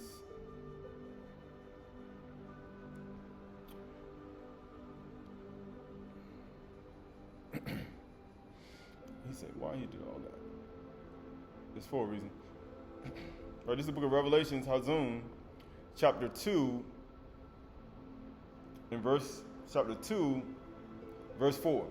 Chapter 2 and verse 4. Actually, chapter 2 and 2. I know your works and your toil, your patience, endurance, and how you cannot bear those who are evil, who got evil eye, who exalted in their iron, who got dark paint on their face, who eat at Isabel's table, who worship idols and worship other beings, who still have not humbled themselves, and he said, you can cast themselves down to the ground. I know your works and your toil and your patient endurance, and how you cannot bear those who are evil, but have tested those who call themselves shalakim and are not, and found them to be false, or shakir. I know you are enduring patiently and bearing up for my name's sake, for you have not grown weary.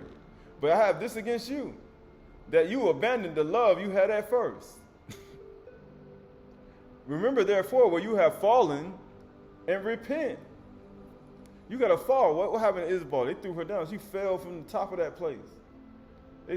But some people had to throw her down. You got to remember where you fallen. He said, I'm trying to make you fall. He said, what? I'm trying to make you to fall. Why do you think all them men, they sin with these beings, these people? And guess what? It says, and do the works you did at first. If not, I will come to you and remove your lampstand from its place unless you repent, you shew. Yet this you have. You hate the works of the Nicolaitans, which I also hate. He who has an ear, let him hear what the Ruach says to the Aydah.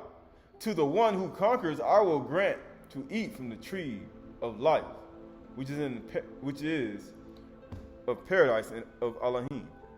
Right, this is Nazarene after the Shalakim. How demons get power over men, women, and children. Therefore, demons, as we have just said, when once they have been able, by means of opportunities afforded them, to convey themselves through the body, the base and evil actions in the bodies of men, women, and children, if they remain in them a long time through their own negligence. So if you keep them with you, all they're going to do is multiply. What do you think happens when you keep demons around all the time? They're going to multiply. Isabel, Ahab make worshiping demons, and they get more and more people around them. What's going to happen? They're going to be worshiping demons. They're going to multiply, and they're going to make more. You're going to have 450 of them. You got 450 spirits. They multiply just like amoeba and nucleuses and mosquitoes. Right? You see how they multiply? And other animals multiply. They have intercourse, and they create other beings. Yes, they do. They create demons. You have intercourse. People have intercourse with spirits. And then these spirits create more demons in the unseen world. And you create more demons and more. They multiply. If they stay in you a long time, what do you think will happen? What do parasites do when they get in your body? They're going to multiply. You keep feeding it. You think you're going to be like, man, this thing getting out of hand. I know. It's the same thing when it comes to spirits. That's why a lot of the people you read in there, look how long it took for them to get taken down. And then by the time they got to the point, everybody's so connected to them, they were willing to defend Baal to the point of death. To where, Yahoo had to literally come full speed and shoot him with an arrow right through his chest. That's how much you got to pierce. You know how I said they were piercing their heart, pricked in their heart. You had full speed, and he hit him right in the chest with the arrow until it came out to the other side of his heart. That's how deep it goes. It multiplies. You'd be surprised. You'd be like, man, why am I defending this person? This person is a sorcerer, exalted. This person worships demons, worship themselves. Why am I defending this person? You know, people be like, don't understand. You eating at Isabel's table. Why am I defending this person? This person slandering and gossiping and lying. Why am I defending this person? Because you got demons. Because you ain't on Yahuwah's side.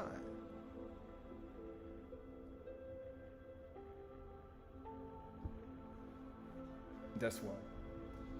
If they remain in them a long time through their own negligence, because they do not seek after what is profitable for their inner beings, because you ain't got nothing on the inside of you. They necessarily compel them for the future to fulfill the desires of the demons who dwell in them. But what is worst of all, at the end of the age, when the demons are co-signed to ageless fire, of necessity the Ruachs also that obeyed him will also be tortured in ageless fires, together with his body that it has polluted. That's what's going to happen to you, because you polluted. This is Psalm Tahalim 107:13 38 through 43.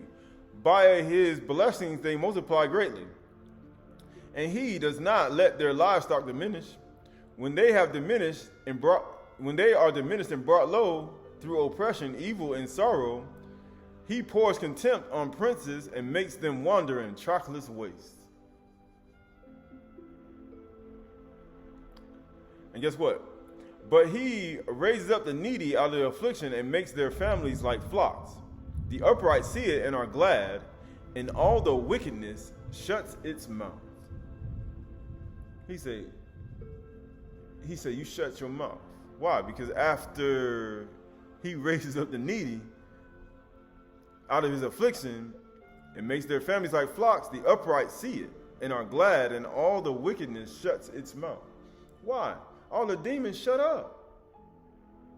Because people only mock when you at the bottom. When you're in trackless waste and you needy and you ain't got nothing, I assure you, when you get cast down, people are going to say stuff. And he said the wicked shuts his mouth, right? That word for, he says, Aydah, right? You go right here. The wicked shuts his mouth. Aydah, because Aydah is foolishness, silliness, wickedness. Aydah, kufatsa pa, or piyah, or pa, your mouth. All that foolishness, all that silliness, all that evil, it all shut up. Once Yahuwah raises you up, but you got to be cast down first in trackless waste. And then when he raises you up, then the upright people going to see that you've been raised up from your evil after you've been cast down. And then all that wickedness, all them demons going to shut up. They have to. They have to. That word for shuts is kufat. It means to be shut up to death. Skipping. Right. To draw oneself together, to shut, to draw together, to die. It's going to die. That's what happens. It's going to die. And it says you shut your paw. That word for mouth is paw. It means organ of speech. Mouth opening.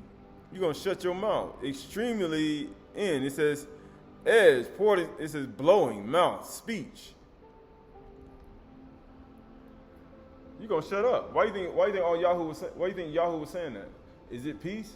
He said, what do I have to do with peace? What you got to do with peace? He said it 3 times. What do you got to do with peace? Well, how are you at peace when your mother's sorceries are many? It makes no sense. I'm at shalom, but your mother, Isabel, who bore you, that you defended so much, that, because remember, those are her sons, that you defended so much, has sorcery. He said, so why are you defending her when she got sorcery? See, this is why Yahuwah says, if you love mother, father, sister, brother, more than me, you're not worthy of me, because who was Yahoo? They love their mother. Their mother was a Hittite, a Zidonian. Matter of fact, they loved her so much they were willing to die for her,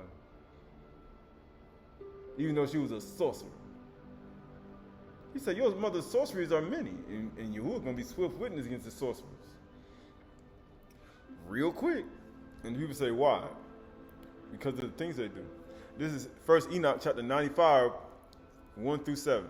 Oh, that my eyes were clouds of water that I could weep over you, and pour out tears like a cloud of water, and I could rest in the sorrow of my heart. Well, he said, why are you going to, people gossip, slander, got hatred, and all these things, but then he said, why are you weeping? Why are you not crying? He said, many people celebrate. He says, who has permitted you to practice hatred and wickedness? My judgment, what? May the judgment overtake you, you sinners. Why do you think Yahoo was sent? He said Yahoo was sent to do what? His name meant he was from judge. Yahuwah is judge. He was coming. He said, man, he riding real fast, swift too. It looked like Yahoo. What he doing? He coming fast too. He said, man, ready your bow. Aydah stretched his arm back full go with all his strength and shot the arrow right through his heart. He's like, man, he said, who permitted you to follow hatred and wickedness, right? This is the book Testament of God. Testament of God. Testament of God. The Testament of Gad, or God. Testament of Gad.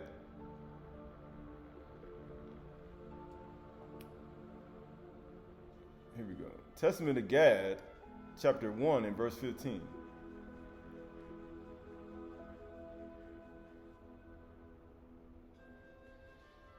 Actually, Testament of Gad 1 and 9. It says, and the ruach of hatred was in me. He said, who gave you permission to do that?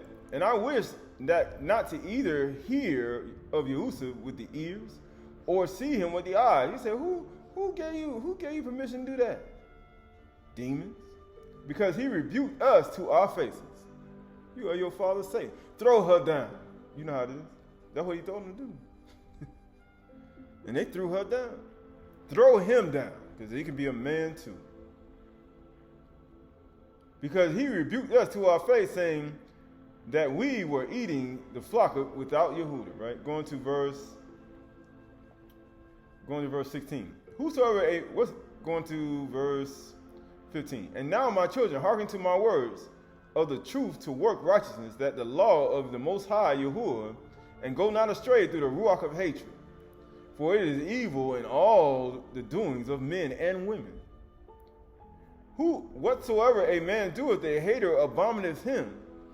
And though a man worketh the law of Yahuwah, even though he doing the law of Yahuwah, the Torah of Yahuwah, what they do? He praises him not. Don't even do it. Though a man fear of Yahuwah and taketh pleasure in that which is righteous, he loveth him not. He that praises the truth, he envieth him that prospereth. He walketh in evil speaking. Or she, and she loveth arrogance. Or he. For hatred blindeth his nefesh, his soul, or her soul. It blinds your soul. Hatred blinds your soul. You can't even see this. You know why? Because hatred has blinded your soul. Because any man being Yahushua Mashiach, he is a new what? Creation, or new nefesh, new soul. All things, old things have passed away. All things become new. He made Adam a living soul. But hatred, nefesh, can blind your soul.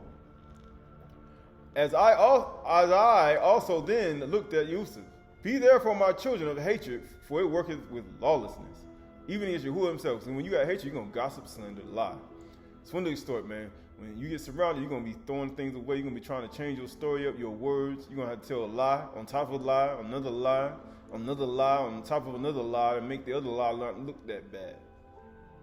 You're going to be kazab all over the place. You're going to be multiplying demons. That's what it means. Sin upon sin upon sin upon sin.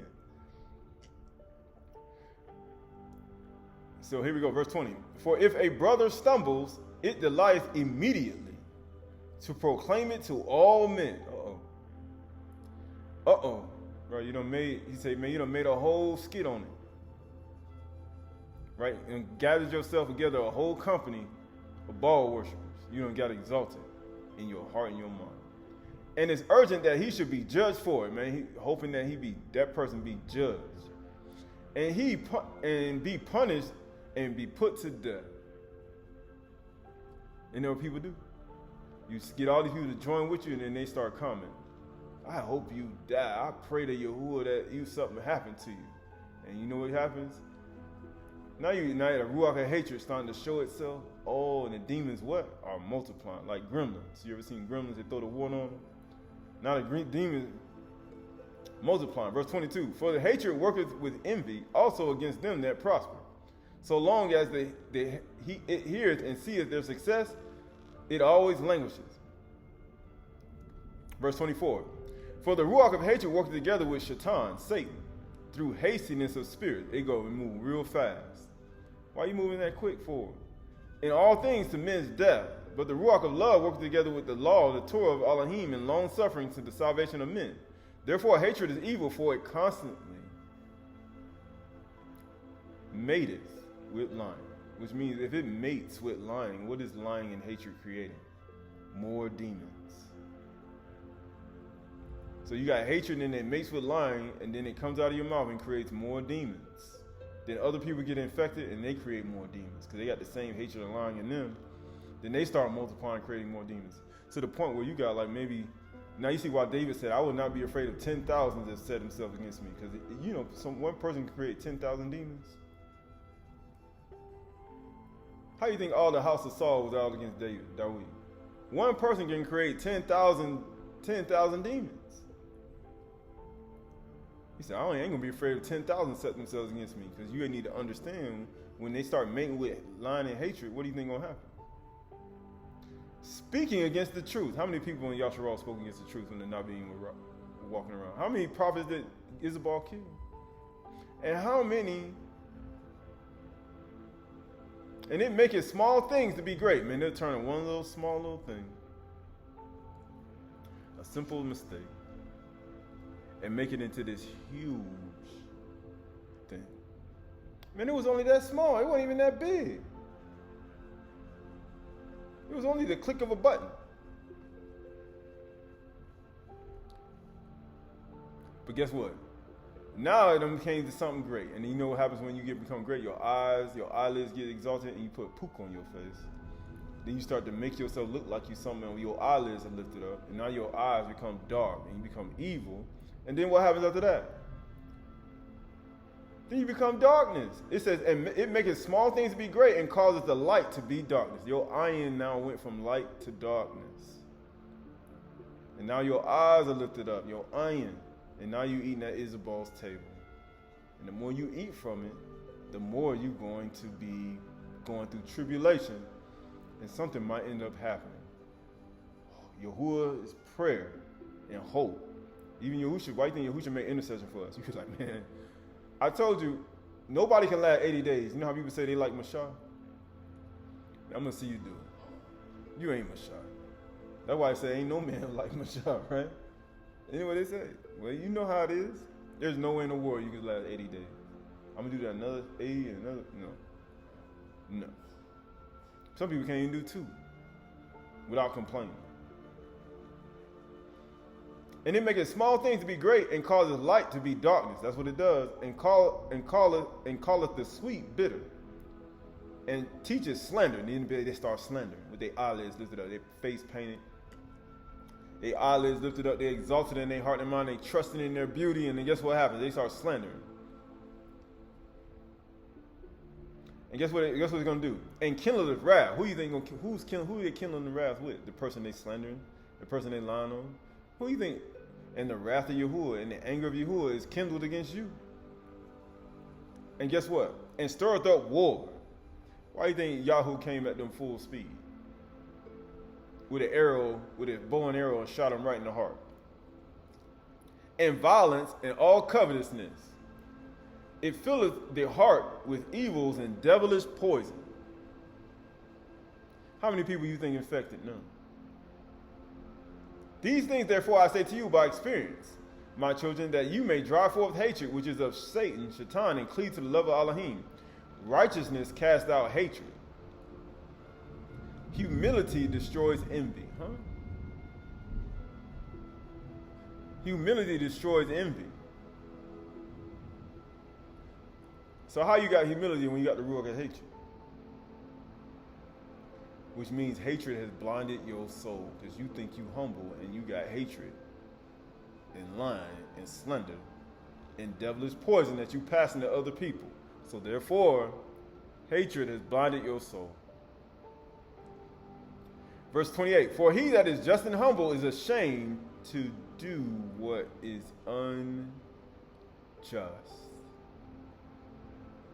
So are you ashamed?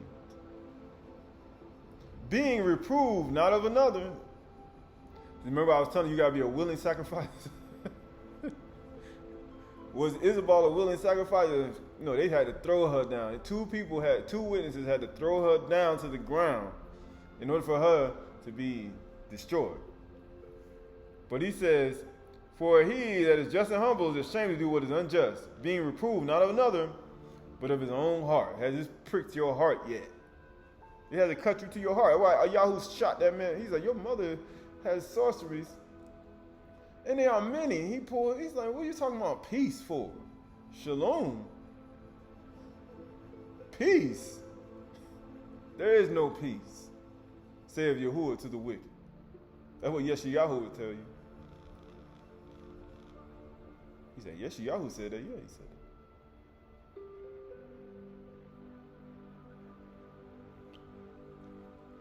But guess what he said? But his own heart, because Yahuwah looked on his inclination. That's the only reason. What do you think he do? How did Yahuwah look on your inclination? Through the bar, through the word of Yahuwah. And he speaketh not against a Qahalath man, or woman. Because the fear of Elohim overcometh hatred. Because you say you ain't scared. He said, man, you know why it says it's filled with devilish poison? Right, this is the book of Acts. This is the book of Acts.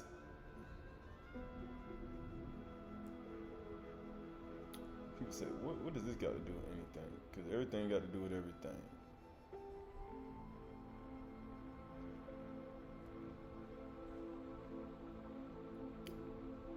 Sorry.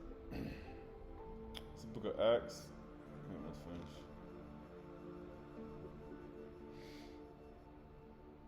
This is the book of Acts, chapter 14 and verse 1. Acts chapter 14 and verse 1. Now at Iconium, they entered together to the synagogue, the Aydah, the Yahudim synagogue, and spoke in such a way that a great number of both Yahudim and Greek believed. But the unbelieving Yahudim stirred up the Gentiles, the Goyim, and poisoned their minds against their brothers. What do you mean poison? It's like a hatred. It's devilish poison. So they remained for a long time speaking boldly for Yahuwah, who bore witness to the word of his con, granting signs and wonders to be done by their hands, right? They said it's devilish poisons, right? Going back to the slide. First Enoch 95. Oh, that my eyes were clouds of water, that I could weep over you and pour out my tears like a cloud of water. Then I could rest from the sorrow of my heart. Who has permitted you to practice hatred and wickedness? My judgment may judgment overtake you, you sinners. Do not fear the sinners.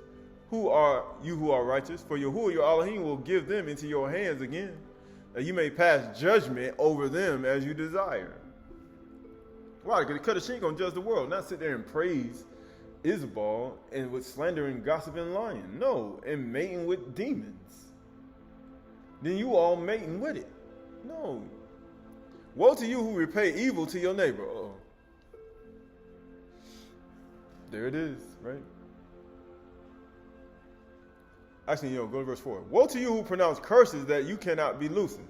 They start saying things, right? They start putting comments. Healing will therefore be far from you because of your sins. See,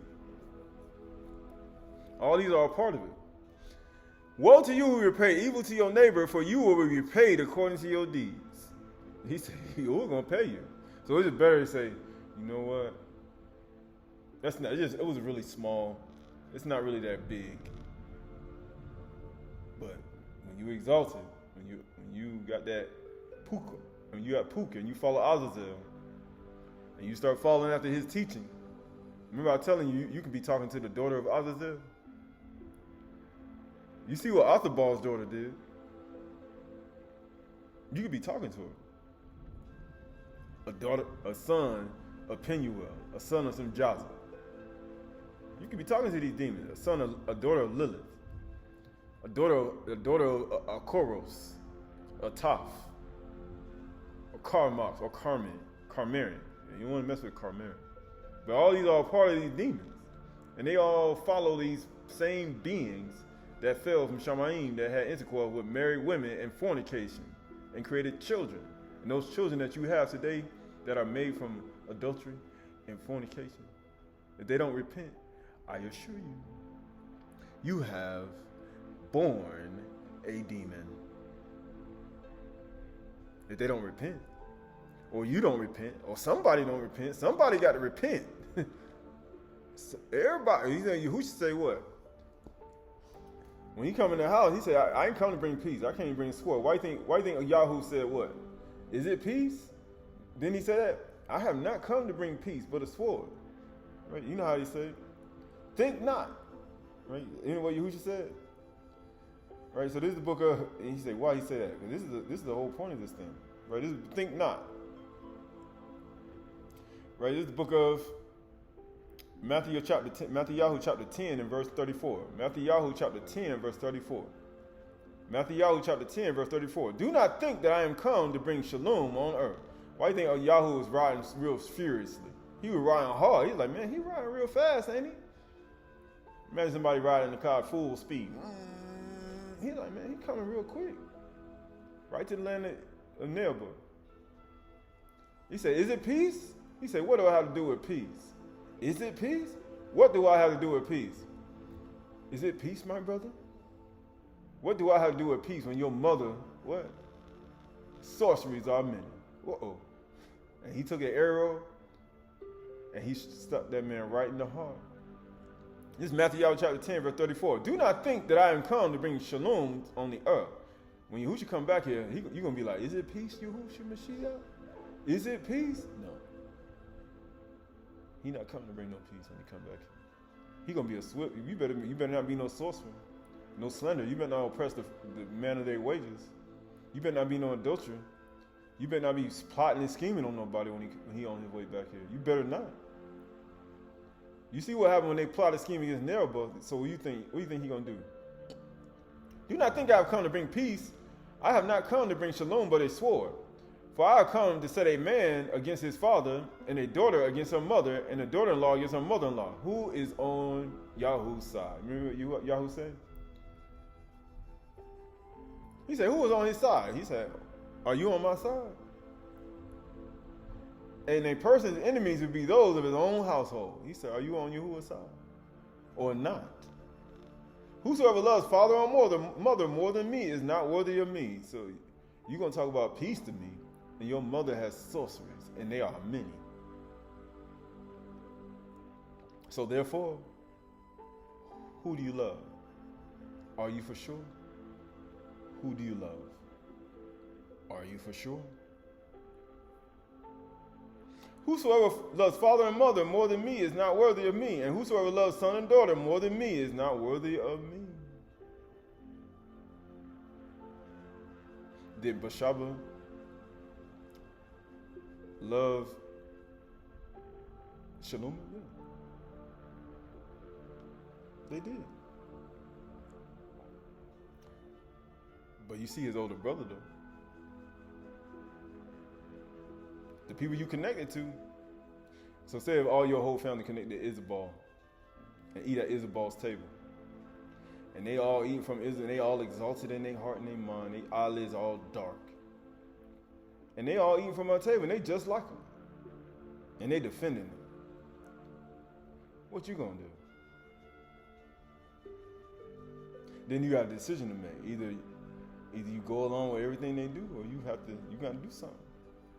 And it says, whosoever loves father or mother more than me is not worthy of me, and whosoever loves son and daughter more than me is not worthy of me, and whosoever does not take up his cross and follow me is not worthy of me. So are you taking up your totality every day? Because if you're not, you're going to follow Isabel. You're going to follow all the things that they do. They get exalted. It could be a man too. Man get exalted, eyes become dark, now he think he the best thing in the world, exalted. And amazingly, where did he kill the man? Where did he take out Isabel's son and shot him through the arrow right on his land, on another man's land that they stole? You get it?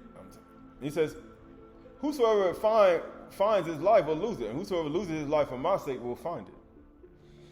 Right, going back to verse 6. Woe to you false witnesses, and those who weigh out injustice. He said, all you false witnesses, you don't even know. He said, all y'all false witnesses, you don't even know what happened. You just making up stuff. You don't even know why. for you will suddenly be destroyed. What do you think going to happen to you? You don't even know what's going to happen. Woe to you sinners, for you pursue the righteous. See, you pursuing the righteous. Sticking your eyelids out, sticking your face out, and now you're pursuing the righteous. And you got what you're doing. For you will be given over and pursued. So you will say, eye for eye, tooth for tooth, hand for hand, foot for foot. Your men of injustice and your yoke shall be heavy upon you. Right, this is 1 Enoch chapter 99, 11 through 13. Woe to you who spread evil to your neighbors, for you will be slain in Sheol. Woe to you who build a foundation for sin and deception, and who causes bitterness on the earth, for by it they shall be consumed.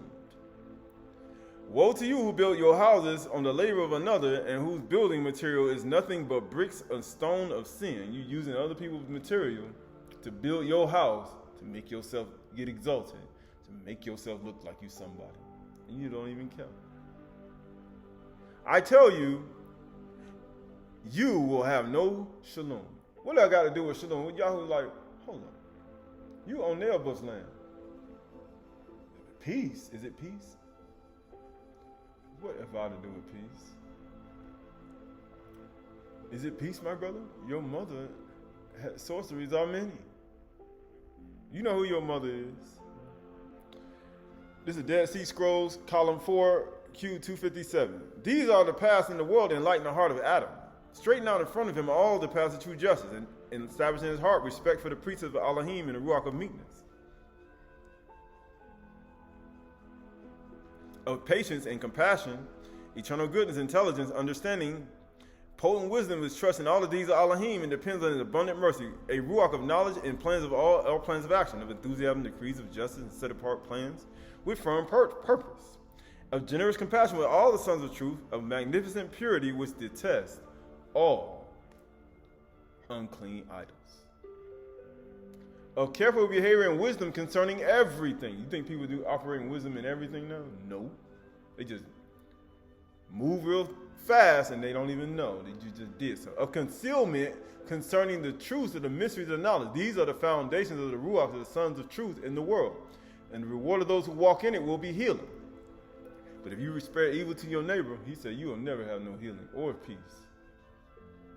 Plentiful peace and long life, fruitful offspring and everlasting barak, eternal enjoyment in this life, and a crown of kabod with majestic raiment, eternal life. Then Yahuwah crown that woman with kabod? He's like, man, I crowned you with kabod, but you trusted in your beauty. However, the ruach of deceit belongs greed. He said, man, you trusted in your beauty. Sluggishness in the service of justice. That's why you got to do quickly when it comes to judgment on people. Why do you think Yahuwah moving, man? He moving real quick. He ain't even waiting. He's like, nope. He says, wickedness, falsehood, pride. Haughtiness of heart. Moreover, because the daughters of Sodom are haughty. Dishonesty, you lying now. Trickery. Blocking. Cruelty. Slander. Public slander. Cruelty. That's cruel, man. You cruel. Much insecurity. Impatience. Much foolishness. That's the Ayulus. Impudent enthusiasm for appalling acts performed the lustful passion. Filthy past in the service of impurity. Blasphemous tongue. Blindness of eyes. What hatred is blinding your soul. Hardness of hearing, because you ain't going to listen. Stiffness of neck. Hardness of heart in order to walk in the paths of darkness. That's the only reason you're doing it. Them dark eyes. You exalted in your iron, your eyelids. And evil cunning. You got it, it's evil. And the visitation of those who walk in it will be abundant afflictions by the hands of the Malachia, destruction and eternal damnation with scorching wrath of Elohim of revenges. For permanent terror and shame without end and humiliation of destruction of the fire of the dark regions. He said, you want to humiliate somebody? Well, guess what? Yahuwah going to humiliate you.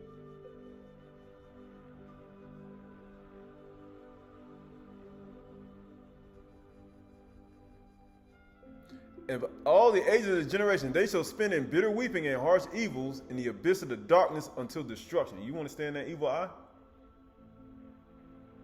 That onion, you want to stand that evil eye, that eyelid that's painted with poop? And you want to exalt your iron?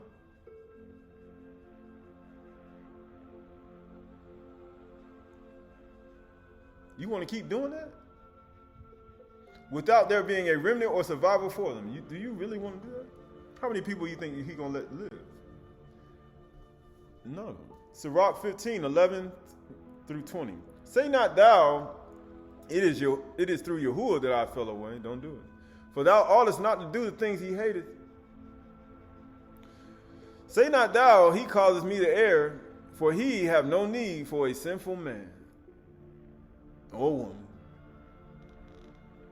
Yahuwah hated all abomination, and they that fear all love it not. Well, he said, man, you're an abomination now.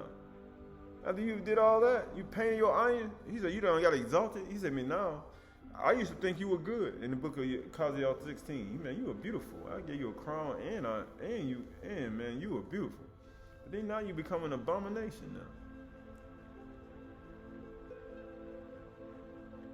He himself made man from the beginning and left him to the hands of his counsel. I left you right there in your hand, your counsel. Or you mean your other counselor? How did Kuah get to see? She had a counselor. I got some advice, and my advice told me that I should do this. You will not surely die. You will not. Ain't nothing gonna happen to you if you do it. Ain't nothing gonna happen. That's what Nakash. You get a counselor. That little counselor, your little Nakash, told you to commit sin. And then you know what people say? That person's not a sinner. She counsels you to commit sin, or he. If thou wilt to keep the commandments and perform the acceptable faithfulness, that's all the Nakash is. He's gonna counsel you to commit sin. He's gonna tell you to commit sin. That's why I say, everybody, you could turn into Nakash. If thou will keep the commandments and perform the acceptable faithfulness, he has set fire and water before thee, stretch out thine hand unto whether thou wilt. Before man is life and death, and whether him liketh shall be given him. For the wisdom of Yahuwah is great, and he is mighty in power. And beholdeth all things. You can't say his knowledge is unsearchable. We got infinite iniquity. And his eyes are upon them that fear him. He said, he's looking at you, and knoweth every work of man and woman, and he hath commanded no man to do wickedly, or woman. So you think, why would Nakash tell you to do something wicked? Yahuwah ain't tell you to do that, man. That was the word of Yahuwah that told me to do that. To slander, gossip, and lie. And then I have to cover up my sin and try to bury it like Daud. A woman could be like Daud too. You know, when the battle get hot, you know what? Draw back. A woman could be him too. And you know who killed him? All the other people.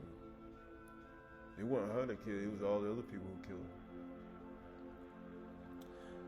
And his eyes are upon them that fear him, and knoweth every work of man and woman. He hath commanded no man to do, or woman to do wickedly. Neither hath he given any man or woman license to sin. You know, you get a license from the store, you get your restricted license. That means you will have a restriction on how far you can drive or how long you can drive and what time you can drive. Because when you have a restricted license, you can't do that. But unrestricted, you can do whatever the heck you want to do, right? What time you want to get up, what time you want to drive, where you want to go, what time. But when you are restricted, you can't. You have certain parameters you gotta abide by. So literally, everybody's under restricted license. We thinking we got unrestricted license. That's why they give you these unrestricted license, right? Everybody need to get a restricted license again. I assure you, a lot of things will not be happening in the world the way you ain't gonna be able to go nowhere.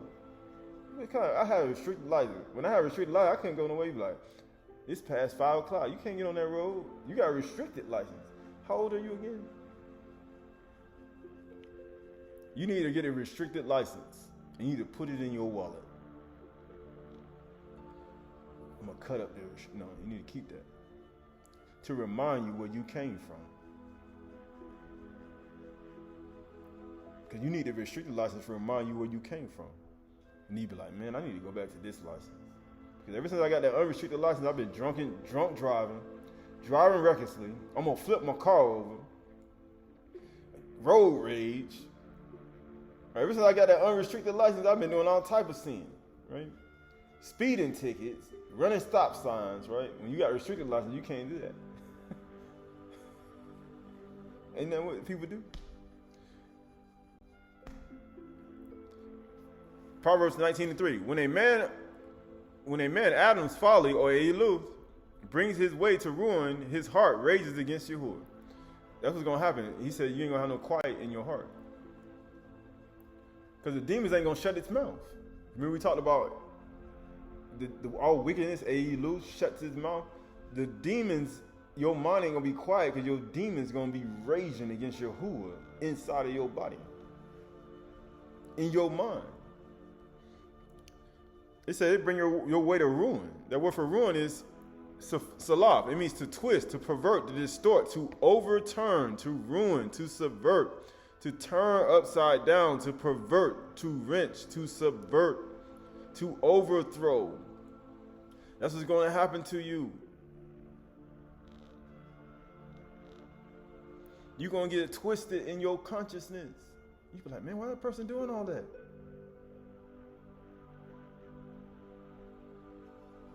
Because that person's mind is raging against Yahuwah, because Yahuwah done hit the foundation of the whole movement. Think about your whole foundation. I mean, Yahuwah said, you know what? I'm going to touch your foundation. Even though it's not even going to be like, I'm not going to destroy it. I just want you to see what's in your heart. I'm not even going to touch your foundation. He said, I just want to touch it just to see how you're going to react to your foundation. Right, this is Deuteronomy, chapter 32, verse 22. Deuteronomy chapter 32, verse 22. 32:22. For a fire is kindled in my anger, and it burns to the depths of Sheol. See, this ain't me, this is Yahuwah. Devours the earth and its increase, and sets on fire the foundations of the mountain. You be like, man, why he hit my first thing I ever did? He lied. Because he's trying to make you do something. This is 2 Samuel, chapter 22, verse 7. 2 Samuel, chapter 22 and 7. In my distress, I called upon Yahuwah, to my Elohim I called. It says, from his temple he heard my voice, and my cry came to his ears. Then the earth reeled and rocked. The foundations of Chany'shy trembled. This is what he wants you to do. He said he only did that to make you tremble a little bit. Oh my gosh, right? And then people start panicking. What do people do when the earthquake happened on their foundation? People start panicking and they start doing all type of stuff to preserve what they got. They're doing it to preserve what they have because they don't want to lose it. And then they start slandering, gossiping, lying, swindling, extortion, covering up their sin. That's what you start doing. Trying to preserve everything you got. When Yahuwah quaked your foundation a little bit, he just gave you a little tremor, and you see how people react? I gave you a little tremor and you reacted. Imagine if I would have got rid of it.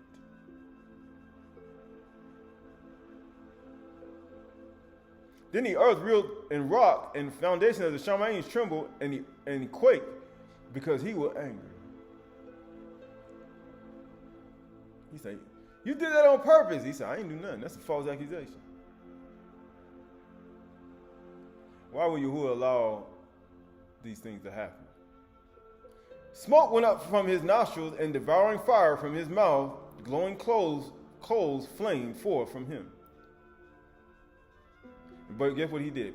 He bowed the heavens and came down. Thick darkness was under his feet. That's why he wants you at. Isabel, dark-eyed human being, exalted ball. He said, I want you at my feet. Why do you think he wants darkness at his feet? So I can make you light. why do you think Isbal would cast down? He had to throw her down.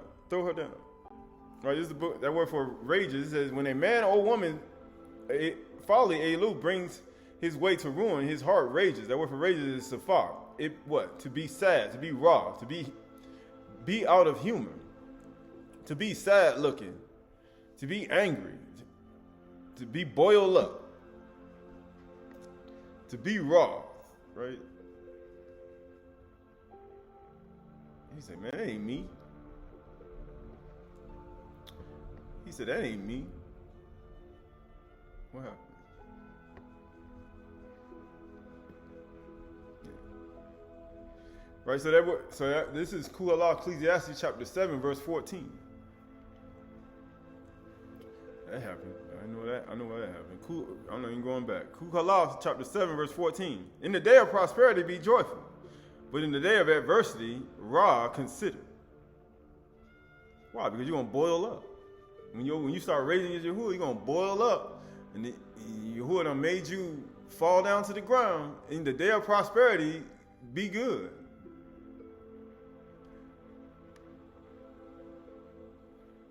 And in the day of it, consider, or Ra'ah. Yahuwah made, or Adsal, the Zah as well as the other Zah, right? We already talked about this. So the man Adam may not find anything that will be after him. He said, the only reason he's doing all this is so you can Ra'ah, you can see, inspect, because you in a time now where Yahuwah wants you to inspect, to perceive, to consider, to observe and watch, to appear, to what? To look and to gaze at yourself. What you are exhibiting, what are you doing? Discern. He's trying to advise you to look at yourself. Advise yourself. You can advise yourself. You know how people want to get other advice. And then that other advice end up making you do something stupid. Right? You know, something crazy. You be like, you could have advised yourself. You could have looked at yourself. Be like, man, what am I doing? What am I doing? Well, I gotta advise me. What am I supposed to do? Because you could be taking advice for an vindictive, hateful, demonic individual that got hatred for the person that you may think done something to you and they ain't do nothing to you. But they give you advice just so you can affect them because they hate that person. And now you're a participant in somebody else's hatred and you're concealing the nakash in your life. So you have to make a decision. This person just counseled me and nakashed me. I need to cut this person off out of my life. Because if you don't, what makes you think that person ain't going to do it again? Right? What makes you think? Yahuwah has made the one as well as the other. That word for Zah. Because you know that word ain't this and that. The Zah means sword, knife, wrest, law, word, perfection. Behold, the sword, knife, rest, law, word, perfection. Because the Zah, they got crafty counsel against you so you can't beat the demons. That's the only reason they did it. Because they don't want you to beat the demons. That's why they put Zah and then they put this, that, this now already. But Zah means sword, knife, rest, law, word, perfection. The Ha in Zah, right, the Ha is feminine. It is a feminine sword, right? You notice you got feminine. The Zah.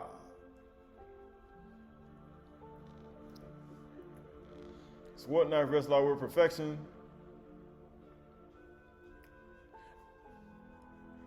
Sword, knife, wrest, law, word, perfection. It's two different swords.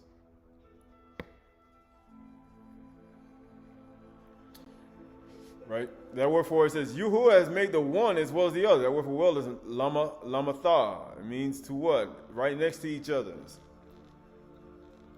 It is a society. You got demons and you got righteousness. That's why Yahuwah got the war. That's why he put it in there. That's why you need the sword of the Ruach. That's what Zah means, the sword of the Ruach. It means side by side with each other, parallel with, right? It's always gonna be that good and evil. You see the movies, they have like the good person and they have the evil person come in your house. They look just like you. You're like, why they got the same person, but the other person evil? They're just trying to show you the parallel worlds of you, and you have your evil self. Imagine if your evil self showed up at the door today.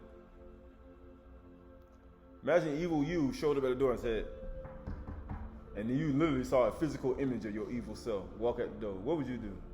Run from yourself? You would run from yourself. You'd be like, oh my God. You would run from yourself because you just saw an image of you. And you see how evil you are. And you'd be like, that's not me. You say, that's you. That's just the other part of you. That's why you need the sword of the Ruach. Right, so that word for anything is ma'umah. That you may not find ma'umah that will be after him, right? You won't find no more ma'umah. You won't find no speck. That's why Yahushua says, judge not lest you be judged. Why you see the speck or the ma'umah in your brother's eye or sister's eye, but yet you can't see the log that's in your own eye. You can't even see you iron. You can't even see your iron. You can't even see that you're exalted. You like Isabel and you love self-worship. Right, this is the book of, you say you love her yourself. People say, that's what happens, man. Right, this is the book of Timothy, 1 Timothy, 2 Timothy chapter 3 and verse 1. 2 Timothy chapter 3 and verse 1. But understand this, that in the last days there will be times of difficulty, man. It get difficult when you start dealing with people like this. You have a difficult life. You know how people say, man, y'all just evil, trauma, right? But it says, for people will be lovers of self. You know what happens when you become lovers of yourself? You become exalted. Ball exalted. That's you.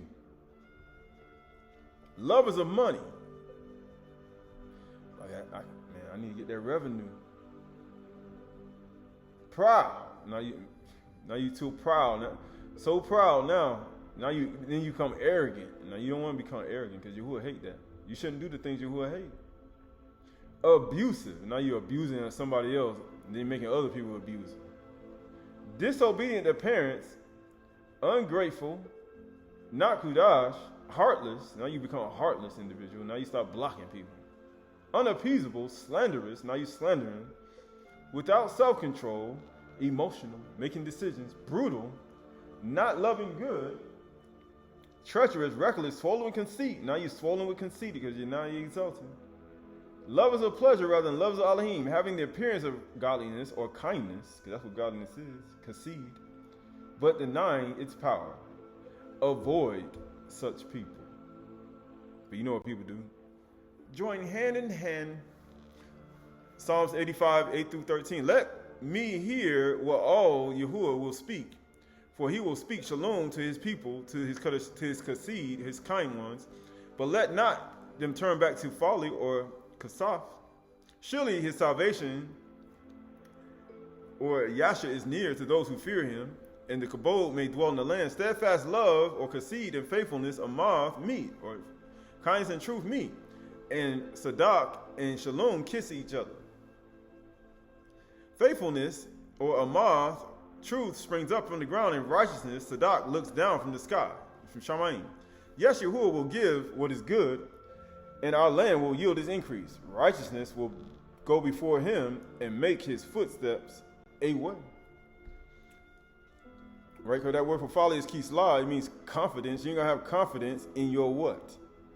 In your foolishness, your eluth. It says your stupidity. You're going to trust in your folly. You trusted in your building. In your silliness, you're going to have confidence and you're going to be like, I got joy. Even though people get falsely accused and slandered, I got joy. Not even knowing that Yahuwah looking at you. You don't turn back to folly, right? That word for meet is pagash. It means to encounter. To meet. He said, man, you ain't gonna meet nobody. You ain't got no kindness and truth, man. You ain't even walking in truth. And then you ain't got no kindness. All right, he said, you don't recruit 1,000 people to slander somebody. He said, who you like? You like Isabel. But guess what it says? To meet and encounter, man, you ain't gonna meet nobody with no kindness and no truth in your mouth.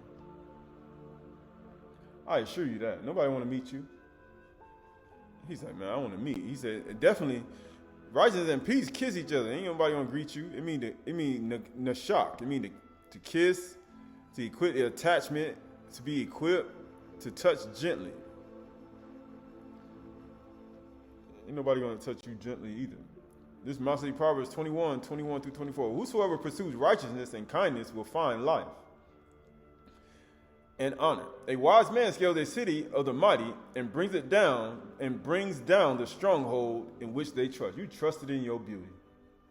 And matter of fact, throw her down. Whosoever keeps his mouth and his tongue keeps himself out of trouble. That's what people need to learn how to do. You know what people just did? He said, man, he said, you need to learn how to keep your tongue. Shemra pa.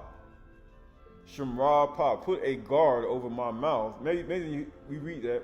Shemra pa, put a guard over my mouth and my ayin. Shemra pa. Yahuwah. Or you'll stay out of trouble. A scoffer is the name of the arrogant. This is why he said you're going to be arrogant, boastful, proud. Because you are a scoffer. You like to mouth that. Haughty man or woman who acts with arrogant pride. So that person following kindness and righteousness? No. Therefore, let everyone who has conceived kindness offer prayer to him at the time you may be found. I'm finna go pray. Even though I slandered, gossiped, lied, and swindled, and told 1,000 people, and slandered, and made all these things, I'm finna go pray to Yahuwah, and he's gonna hear my prayer. No. You're not kind. Surely in the rush of great waters, they shall not reach him. He said, you ain't going to touch me, for you are a hiding place for me. You preserve me from trouble. You surround me with shouts of deliverance. I will instruct you and teach you in the way you should go. So you think you should go in the way of Isabel, her sons, and her family? No. Ahab, think you should worship idols? No. No. I will counsel you with my eye upon you. He said, Yahuwah watching you. You say, yeah, he is. That word for kindness is conceived, faithful, godly, kudash ones, kind, faithful ones, kind, right, merciful ones. He's watching everybody. First Enoch 94. And now I say to you, you who are righteous, do not walk in the path of the wicked and violence, nor in the path of death, and do not approach them. Avoid them, lest you be destroyed. That's why you don't want to be around people who are doing these things. But love, your circle will be real small. Man. You see how evil the world is. But love, then choose yourselves righteousness and pleasing life, and walk in the paths of shalom, so that you may live and have joy. Some people ain't got it. But he says, and hold fast to my words in your thoughts of your heart, and do not let them be eradicated, because if Satan take it out of your mind, you become unfruitful. You become just like Isabel. For I know that sinners will deceive men and treat wisdom hakma wickedly. I already know. They already deceive you. Why do you think people get deceived and then they join in with it? Because they deceive you. Like, man, why am I defending this person? I don't even know why. Man, my head, like, why am I doing this? I used to be like that. Be like, man, why am I defending this person? Why am I even, what is wrong with my consciousness? Right? It says, so that she will not find a place and all kinds of temptations will not cease. Right? This is Olive Yukonon 1, 2, 24 to 28. Let what you heard from the beginning abide in you. And what you've heard from the beginning abides in you, then you too will abide in the Son, the life of the house, and the Father, the strength of the house. And this is a promise he has made to us, eternal life. I'm writing these things about those who are trying to deceive you. It can be man or woman. But the anointing you received of him abides in you, and you have no need that anyone should teach you. But as his anointing teaches you about everything, it is true, there's no lie. Let it, just as it has taught you, abide in him. And now little children, abide in him, so that when he appears, you may have confidence and not shrink from him in shame at his coming. You notice that Isabel had all that confidence in all her things. She stuck her head out the window and she was so confident. She put her face out and she was so confident. And then Yahoo came and said, who on Yahuwah's side? Throw her down. She was so confident too. He said, man, shrink her down. Because for some reason, this person thought that she was going to get away. Even her own son got stuck in the arrow through his chest. But that's the whole point of it. Sirach 3, 17 to 23. My son and daughter, go on thy business in Aynu, meekness. So shall I be beloved of him that is approved. The greater thou art, the more humble thyself. Not the greater thou art, the more greater you can become. And then what happens after that? Now you become like who? An evil eye, slanderous, gossiping, lying human being. Not be like, I'm so bright. No. The greater thou art, the more humble thyself. And thou shalt find favor before Yahuwah. So you think a person in favor right now? No. Many are in high places of renown, but mysteries are revealed unto the meek, the Aynu. For the power of Yahuwah is great and honor with the low. Seek not out things that are too hard for thee, neither search for things that are above thy strength. But what is commanded thee, think thereupon with reverence. For it is not needful for thee to see with thine eyes the things that are in secret. Be not curious in unnecessary matters, for more things are showed unto thee than men, women, and children understand. So we look at all that. We look at Yahushua Mashiach. We look at the true light of life. We look at the understanding of him, knowing that when he returns, he is coming not to bring peace, but he's coming to bring a sword. But knowing that bringing that Qahalath, that sword, and coming with thunder, knowing that thunder that he comes with and that sword he comes with is his bar. Knowing that one should not walk in the exalted mind like Nebuchadnezzar, or one will be cast down to the ground and eat dew. He said this very day. And he said this very day he went down to the ground, he grew eagle's feathers, and you're going to have to wait for Yahuwah, and you're going to renew your strength. And you're going to rise up and you're going to say, Yahuwah rules in the Malkuth of men, in the kingdom of men, and he give it to whomever he will. Or you end up like that. So all this is a part of it. And we look at everything that's happened and everything that's going to happen. But even after the Shabbat, he tells him to close your eyes and say, Yahuwah, bring me to the oneness with all things, and pour your Ruach Kadash on me, that one may be able to understand what it's like to have a handful of seeds. If you give a handful of seeds to a wise man, all he sees is a field of golden wheat. But if you get a handful of seeds to a fool, all they see is what they have to do and the labor they have to do to make it into golden wheat.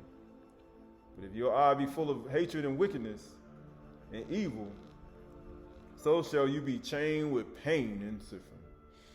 But if your eye be good, then guess what? You fulfill the shalom, the peace that's within yourself in your body. You fulfill it. But the only way you're going to fulfill the peace inside of your body, you have to put aside that evil person that you used to be. And you got to say, the greater thou art, you got to humble Aynu yourself even more. You have to become Sanah or Kana. You have to become a Nuah. You have to become down to the ground. You have to fall. That's the only way. That's the only way Yahushua can say, remember where you've fallen. You're going to have to fall and repent and do your first works over. Because some people don't want to do their first works over. That's why Yahuwah shake your first work that you're so proud of. You know how we get proud of our first work, and he'll shake that first work. And then he'll show you all the evil in your heart. He'll show it to you. You'll be like, man, he didn't just show me my evil, my raw. Yes, he did. He shook your first work. And he showed you all your evil in your heart. He said, now remember where you've fallen from and repent. Or I will come upon you quickly and remove your manure. And when he closed your 7 near, that means you're going to go out and he's going to put the lamp of the wicked out. And we don't want to be that. For the meek shall inherit the earth. The Aynu shall inherit the Eretz.